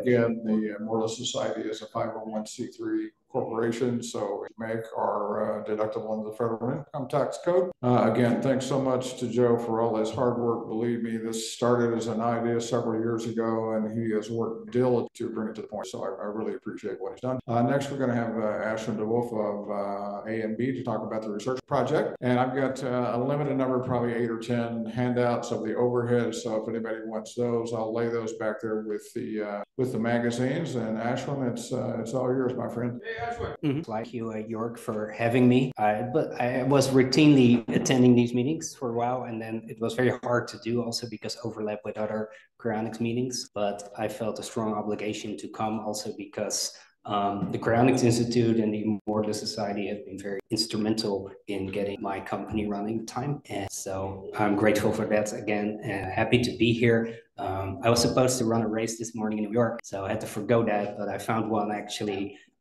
here in Michigan. So this morning I was up really early running for the Detroit Zoo, 5 kilometers, you know, and I finished 50 out of more than 1,000 people. So I was pretty happy with that, and 50 in my age group. And I'm the last speaker here, so I know I have to really put it up. But well, thank you again for having me. And let's see, the slide is there. Okay, it is. Okay, I think I'm going to do it like this. Yeah, then I see more. Okay, so for a bit of introduction, so my name is Ashwin de Wolf. I'm originally from the Netherlands, but I moved to the United States in 2000. I've been signed up for Cryonics for more than 20 years now. I've been an Elcor member for more than 20 years now. I am the CEO of a company called Advanced Neurobiosciences. And more recently, I'm the president of a new organization called Biostasis Technology. Where? Oh, here. Okay. Oh, okay. Got it. All right. Okay, I think I have to go. All right. So first about the company that I've started. It was in 2008, and it's a neurocribiology research company. I incorporated it with Shana Fedra, a neuroscientist, and we operated mostly out of Portland, Oregon. So the objective of the company was to develop and optimize technologies for brain cryopreservation, because I mean, even if your whole body cryo preservation arrangements like I have, it's still, of course, the brain is the most important organ, so that focused. Another thing we really looked into is treatments for cerebral ischemia. So basically, the brain is deprived of oxygen in stroke or cardiac arrest, then gradually start going bad. We try to come up with things to mitigate it, and clearly that's very important for cryonics because there's often a short post-mortem time before cryonics procedures can start. We've done contract research for, I think, almost all legitimate cryonics organizations. So we're not really tied to one cryonics provider. We have been sort of on a very good relationship with most of the cryonics organizations. Even most recently, the latest major cryonics organization, Tomorrow Biostasis in Europe, who is very fast growing and a very legitimate player in the field. We've also been working with them recently. And incidentally, they're using the same certification agent as the Cryonics Institute. So in a way, that is a lot of credit for the Cryonics Institute and York Chubin who developed that in the time. We have one comprehensive paper out. I think it is the most comprehensive paper in the forensic literature about what exactly happens to the brain post-mortem. So like 1 hour post-mortem, 2 hours. And we also looked at cold temp. So that's kind of a landmark paper now in the field. And I was very encouraged to see being quoted forensic. Clearly the relevance for cryonics is kind of obvious, right? Because I'm like, oh, cryonics doesn't work because your brain sort of disappears after 5 minutes post-mortem. Well, that's not really true. In fact, it's not even a question of minutes, it's more a question of hours. At low temperatures, we're talking about days and weeks. Still, the sooner you can respond, the better. And right now we're working on a very comprehensive paper that shows that we can retain viability in hippocampal brain slices in whole cryopreserved brains. And that actually uses the agent that CI is using as well. So stay tuned for that one. Okay, so the other organization is named Biostasis Technologies. That was incorporated in New York, where I live. And, as a side, there was this question earlier about sort of what's going on in New York. Well, actually a lot. We have a very active group there. It's called the Cryonics Society of New York. And basically it resuscitates one of the very, very old cryonics organizations in the United States. That's where a lot of cryonics started out, with Curtis Anderson and Saul Kent, who was recently cryopreserved at Elcor. And we thought it was actually a good tribute to resuscitate that name again for our group. So we've had, we have an emergency list. We have a WhatsApp group to contact each other when things happen. We've done trainings. And a year ago, we had one big meeting and there were more than 100 people there. So it's a very vibrant group. So if you're here and live in the area, and it's really unfortunate that not everyone knows about it yet, but that you contact me through CI, because this organization is pretty much open to members of all grounds, whether it's CI, Alcor, whether it's tomorrow by State Europe. So everyone is welcome. The objective of the new organizations are like, well, there's a lot of things. The three most important ones are advancing cryonics research and development. So instead of doing pure research, we're really trying to translate the results of the lab into tangible technologies. Implement these new technologies, working with various cryonics organizations in implementation, because we've seen that sometimes there's really a gap between what's done in the lab on the one hand, and then our cryonics organization is like, so, okay, this really works in the lab, but how do we implement? So we're trying to really fill a niche, and we're trying to set standards for a cryonic procedure. Not so much like in every single detail, but it's like, this is what you would expect, kind of legitimate cryonics org. We're not sort of so much enforcing them, but we hope people sort of to educate themselves and ask critical questions of their own cryonics organizations if needed. Well, briefly, I will make a few observations about Cryonics Institute technologies, in particular the vitrification agent it uses. It's called VM1, stands for vitrification mixture 1. And that's basically what we're using to present ice formation in the body, and particularly the brain. It was developed by Jurg Petugin, a Russian cryobiologist who used to actually work here in the area for a while. And he did a lot of good work, especially, just working on his own, relatively modest fund. Unfortunately, he's no longer around. He was cryopreserved, and, if everything has gone well, he should still be at CryoRus in storage. Well, that agent can do, vitrification with very sort of low toxicity compared to a lot of agents who find one sort of the least toxic. Now, one thing that's sort of really important to mention, and it has been mentioned in several presentations, all this technology is relatively meaningless if you arrive much later on the case. So ideally, you want to have a local, standby team or someone flying in if you're sort of, terminally ill. Because if you have been down for a long time, you can introduce a cryoprotected agent into the brain, but there are many areas in the brain where it doesn't go and it's still free. Now, that might not be the end of the world, but what we want is a vitrified brain, not one that is partially frozen. So standby and very rapid cooling right after pronouncement of legal death is very important. So one way to go about that is what's called field cryoprotection. I'm going to talk about it a little bit because, I have some announcement that might be kind of exciting for some CI members. Okay, first, I want to say something about vitrification and brain shrinking. So that the paradox of a good case is actually that cryoprotectants actually cannot really cross what's called the blood-brain barrier, all the tight junctions of the vessel, protect the brain against all toxin and bad substance. Cryoprotectants cannot really pass that blood-brain barrier very well as well. So what happens when you actually introduce a cryoprotectant agent to the brain is that it actually just basically sucks water out of the brain. Smaller amount of cryoprotectant get in. This is a CT scan of an Alcor patient. And if you don't have to be a neuroscientist or an expert in imaging to see that brain is really shrunken. Instead of coming very close, to the skull, it shrunk almost 50% in size. And obviously, it's not frozen, but it's shrunk, and that is clearly not very good. I mean, you get some compromised microscopy when you have that, and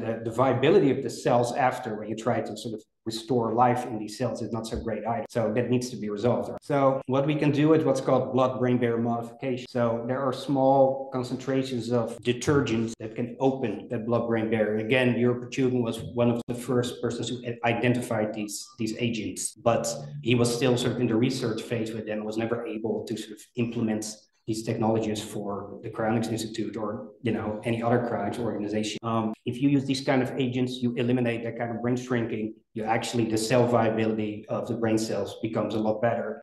The electron micrographs look a lot better. Instead of see brain looking very shrunken, you can just see structure. You can see a synapse. You can also see things that encode memory and personality. So my organization, my research company, but also the organization are working really hard to make these technologies available for actual use in cryonics. And I've said this before about this topic, but now we're getting sort of really close. And hopefully this will be available, for various cryonics organizations, the beginning of next year. Yeah. Okay. Here's another topic where we've done research and which is increasingly becoming very popular in cryonics, and it's called field cryo protection. And I want to clarify two words here because there's a lot of confusion. Field cryo preservation, field cryo protection. Basically, what you do is instead of doing the procedure here in Michigan or in Scottsdale, Arizona, the cryo protection, you do it in the field. You do it wherever the patient was pronounced legally dead. The difference between field cryo preservation and field cryo protection is this. Field cryo protection is basically when we already introduced the cryoprotectant agent that can protect against these very low temperatures of liquid nitrogen. We're not taking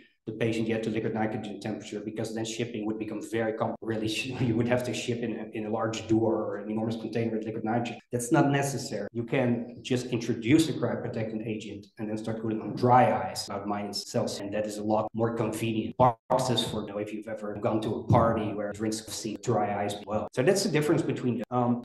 The cool thing about field cryoprotection is that it eliminates cold ischemia during transport. So what it means is, like, if you now, let's say, have a CI case or an LCOR case, and the case is in, well, let's say Washington State, and there's still a team and they do all these things quickly, they do ice bath cooling and thumper and all that, and it's all great. But then there's still this whole period when the patient is at water ice and needs to be shipped to the facility or during that time, although even you're at a lower temperature, very gradually sort of the damage sort of keep accumulating. So the way to shortcut that is to do this on location. Cryonics organizations like Alcor and Cryonics started over the years to allowing this to be done remotely or internationally, because international cases, so much time passes in shipping that you cannot even properly cryoprotect becomes a strain. But now we're moving more and more to a situation in cryonics where almost all cases are going to be done. There's another advantage because you roll the standby stabilization and cryoprotection procedure into one, that you can potentially also lower the cost because you don't need two deployments.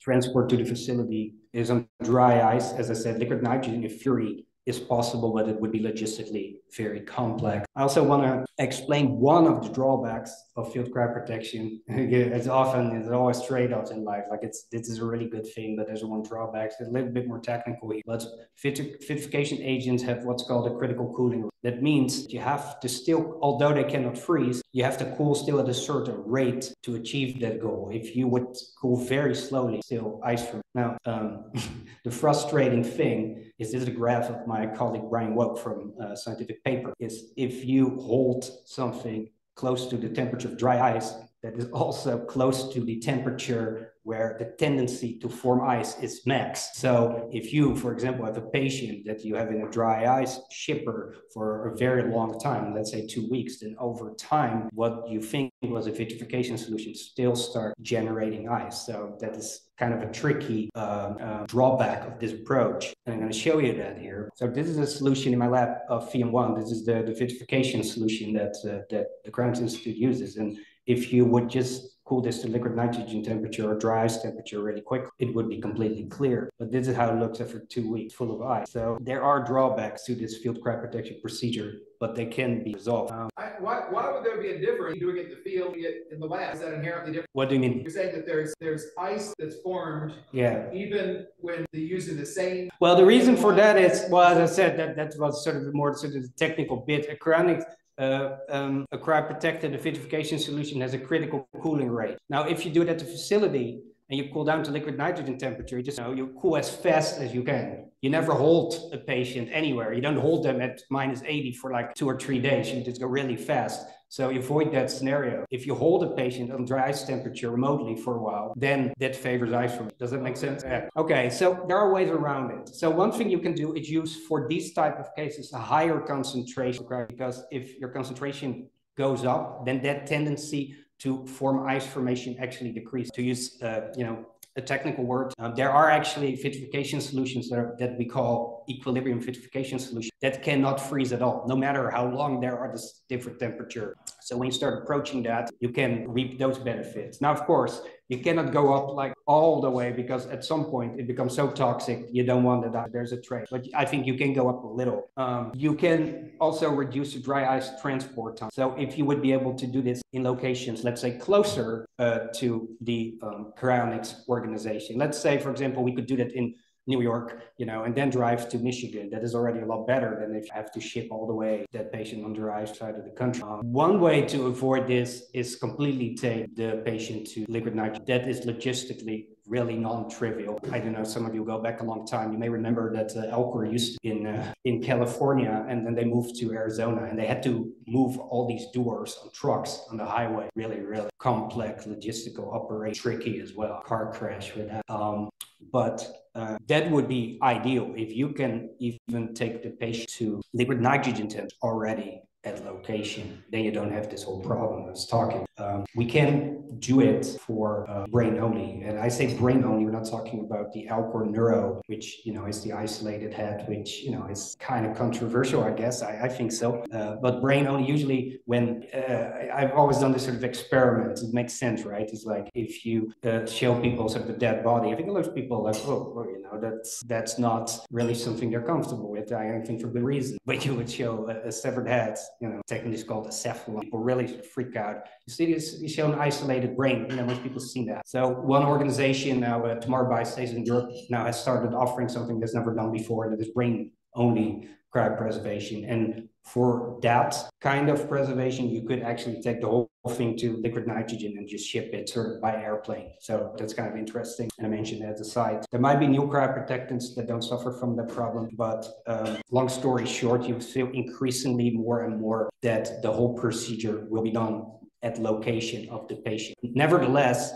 it always is a really good idea if you're terminally ill to move as close to the chronic facility as possible. I've reviewed and studied a lot of chronic. Common denominator in all the really, really good cases is that they're local. And there are other things, sometimes like, for example, their right to die. Usually cases where people really have a lot of control over the location, sort of their mode of dying. Okay, this is a sort of a nerdy aside, but I'm sort of a little proud of it. Mike Perry of Elcor and I have worked on a metric, because a lot of people say, how do you know if a Cryonics case goes well? But people say, oh, that was a good suspension. Oh, okay, what does that mean? So there are currently actually two ways to really look at the outcome of a Cryonics case in a very specific object. One of it's CT scans, and I showed you an example of that of an Elcor case. And another thing we came up with is a metric called the SMIX. It stands for Standardized Measure of Ischemic Exposure, but it basically just means you try to calculate the post-mortem time of a patient before we start until the end of the procedure. Now you'd say like, well, that should be easy, sort of how long the patient, was pronounced and when the chronic procedures were done.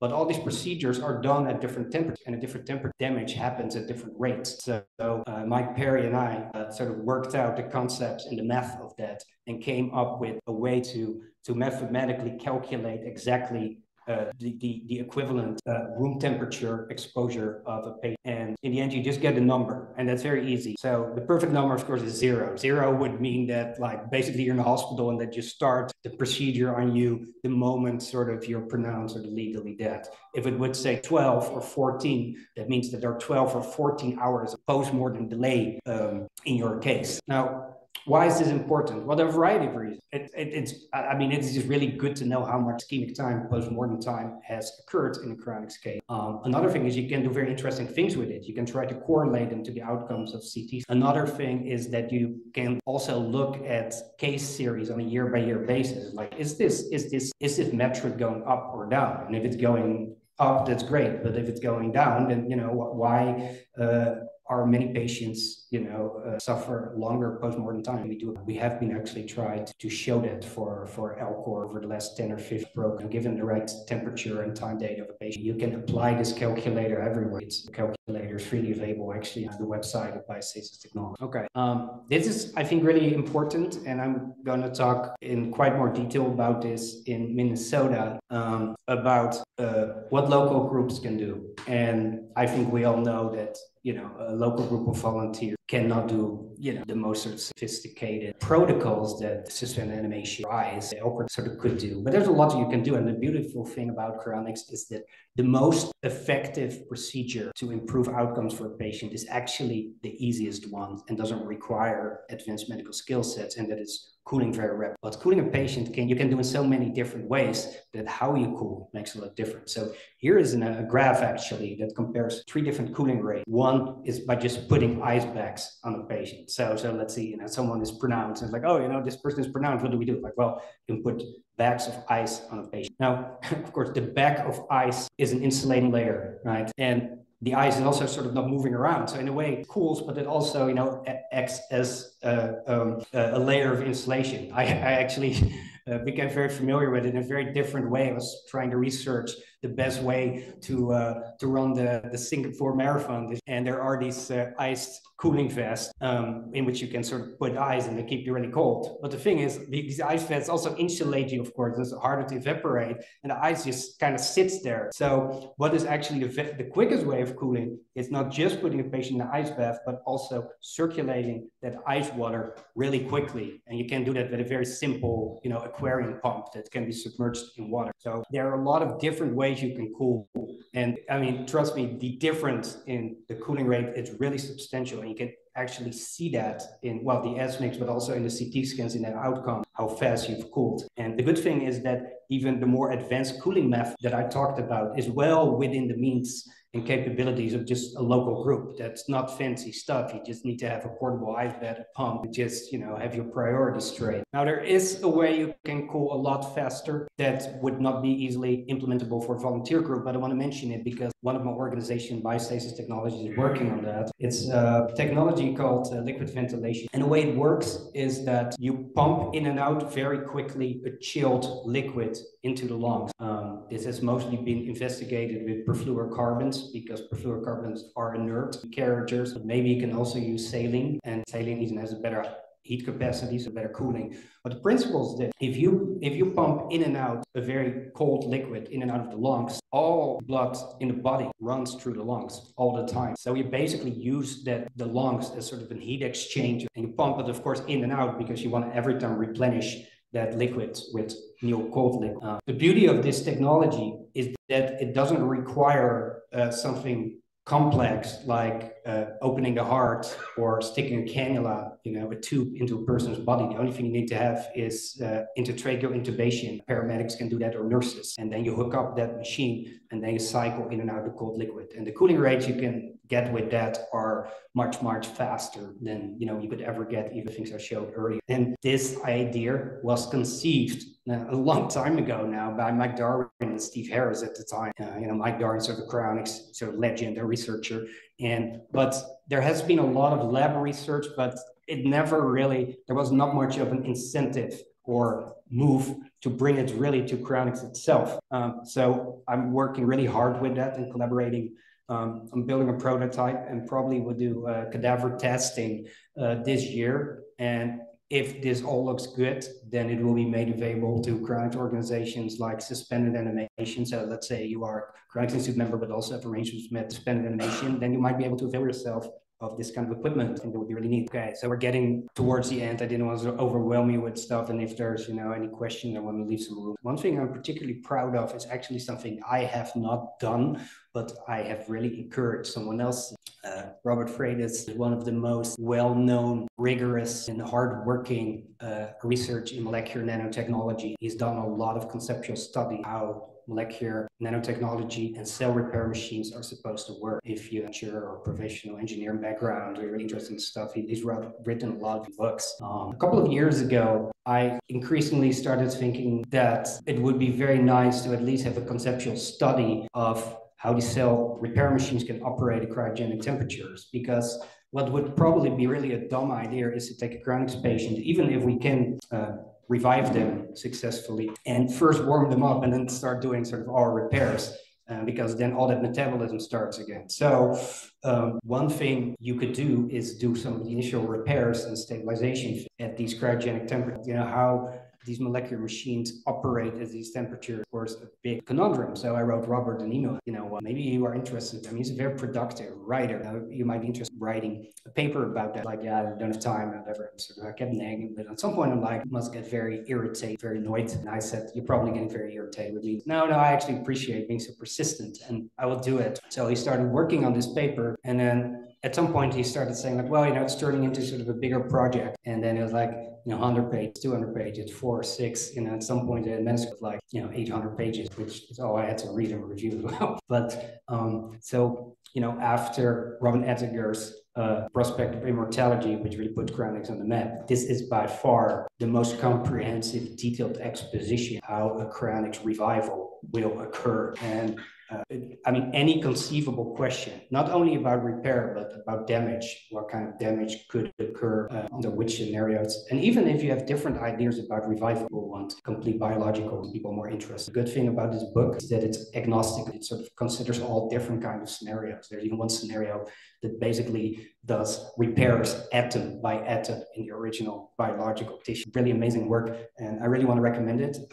If you just Google the name, you will find a free PDF version. And if you think I'd rather have, the per book, it's actually available on Amazon as well. It's not cheap, but that's because it's a very big book and it has a lot of color reproductions and, it's a hardcover binding. But I think, any person with a strong technical background who's skeptical about cryonics, probably their objections are being addressed in this book. Good thing to go. But the other good thing is like when Robin Ettinger just speculates, okay, this is how these kind of repair technologies might look like in very broad way. Robert Freitas really worked it out in excruciating detail. And of course, there's a lot more work. So there are 300 research topics in the book, 3,000 references. I really recommend this book. Again, I felt blessed to make this happen. It's probably not, going to be a New York Times bestseller anytime soon, but to me, it's one of the most, important things we've done.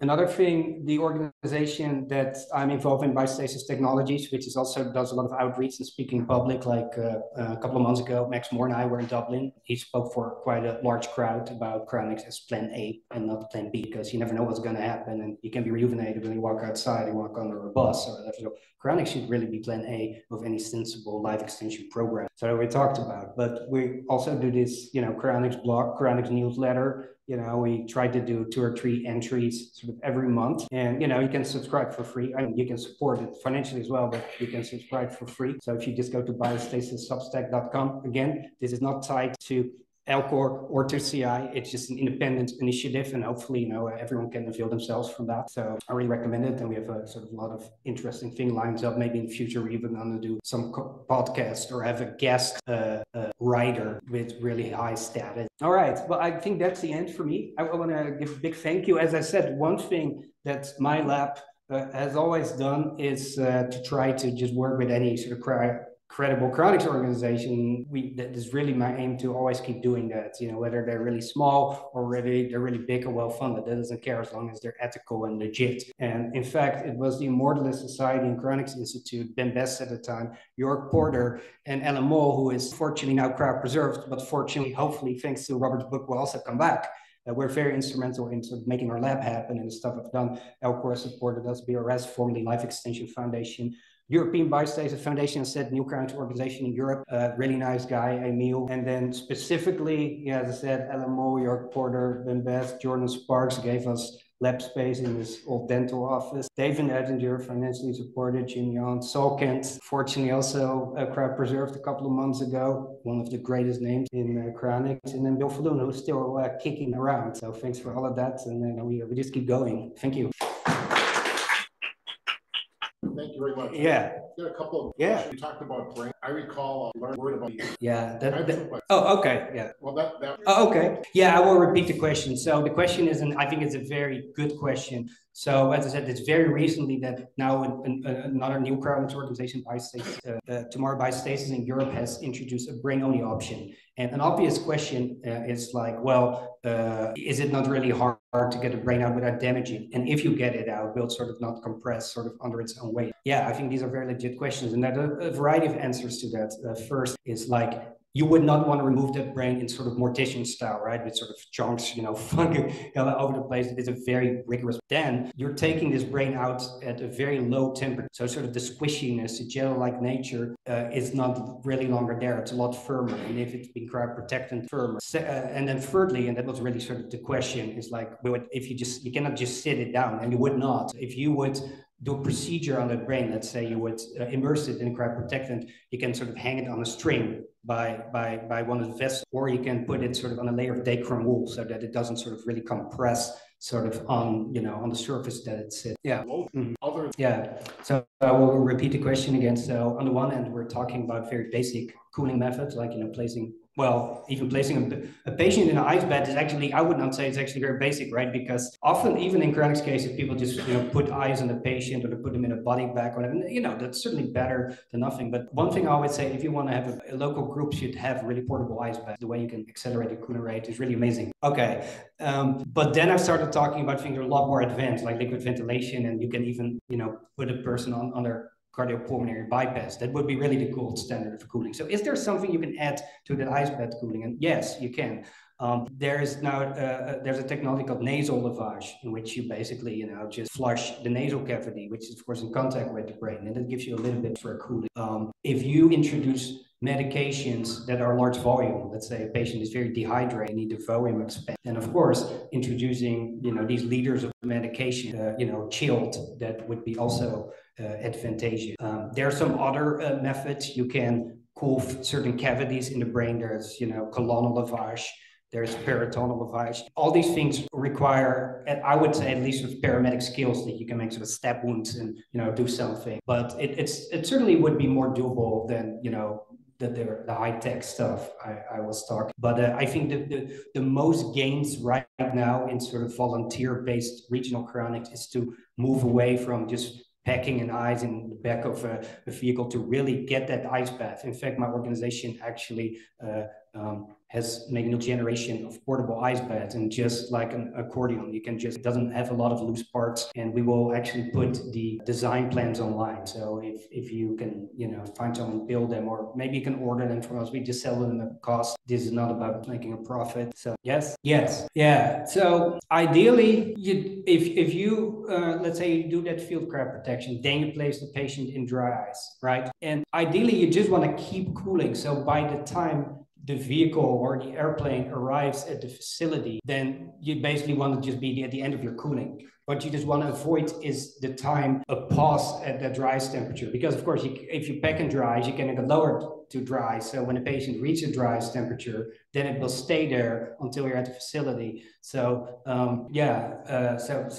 the quick answer is to basically get the patient in a time before the patient is just static, when there's a pause at the dry ice temperature. So if you can do it sort of, if you can ship within sort of 12 hours or so, that would already be a big improvement than having sort of several days. I mean, of course, the example that I showed was 2 weeks, and that's pretty extreme, but it has happened, and that's it.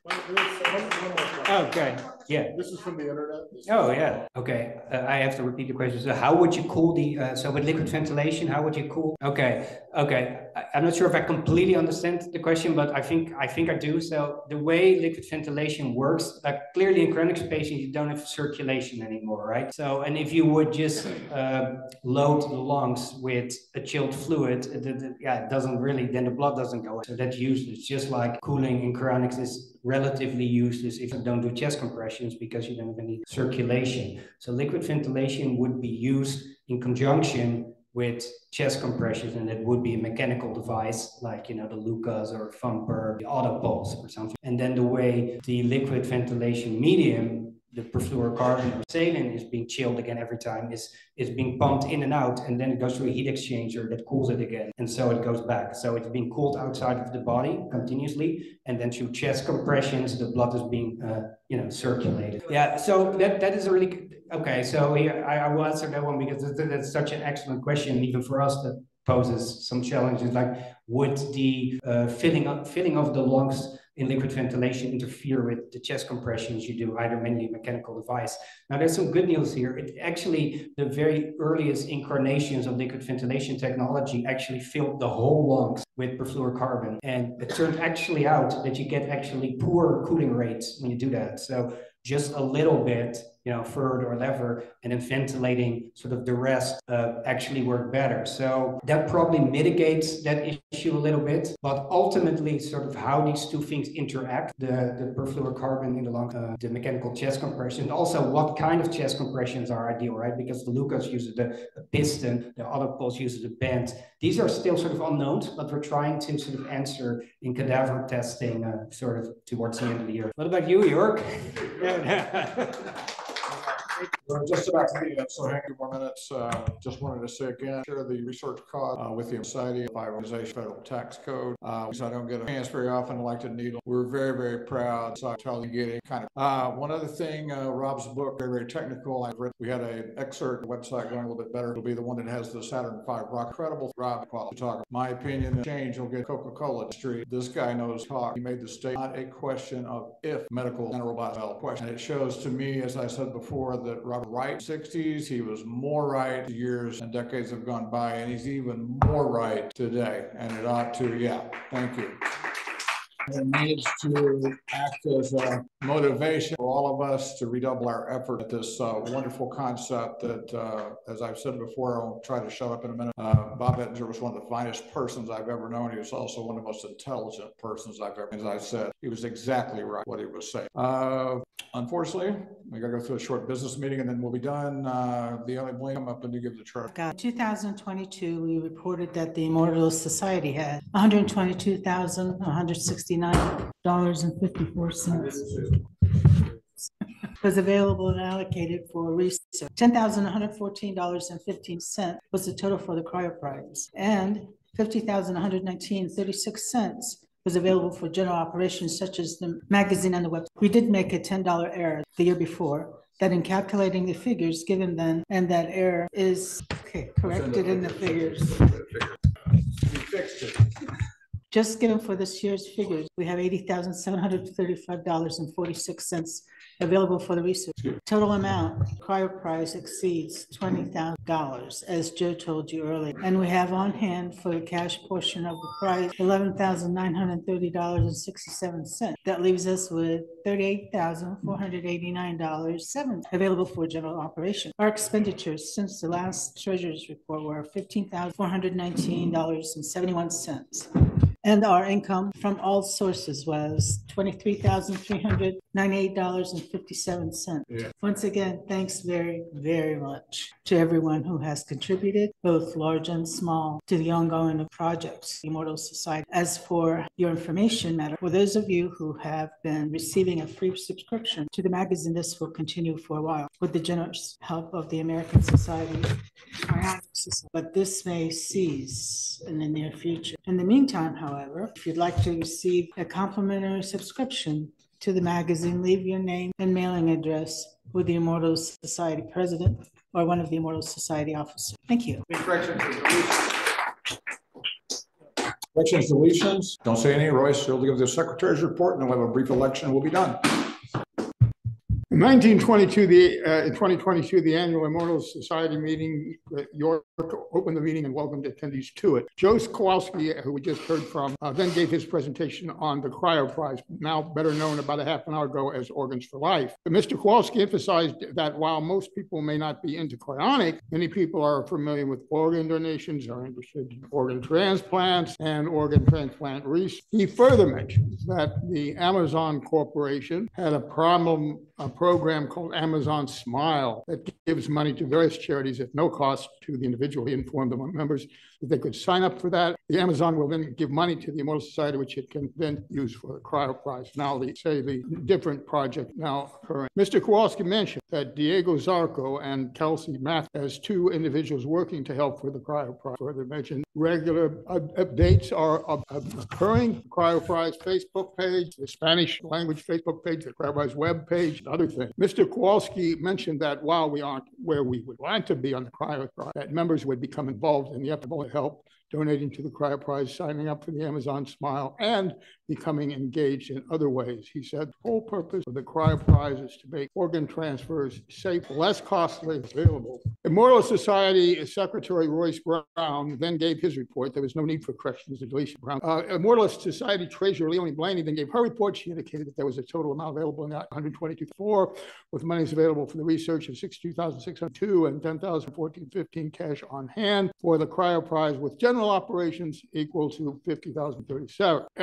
Expenditures were at $10,401.05, which were combined expenses for web work, magazine expense. Debt was mentioned. Revenues were noted to be strong at $8,308. No corrections or deletions were needed, and the support was accepted. The Immortal Society president indicated the efforts were made to speed up the production of the magazine. Recognition was given by the IS president for those people people in CI who had worked so hard down through the years, and in particular, former CI President Ben Best, who was in attendance at the IS president then meant that Mike Perry had scanned all of the Immortalist Society magazines and made them available online. While not yet searchable, it is hoped that eventually they will be. And the IS president then mentioned a book by the noted nanotechnology theorist Robert Freitas, F-R-E-E-T-A-S. The book is entitled Cryostasis Revival. It speaks directly to the application. While a very technical book, it was noted that in our latest Long Life magazine, some very important words were written by Robert Freitas that were repeated twice from the article due to their significance. Freitas wrote that it was not a question of if medical nanorobots would be developed, but a question of when.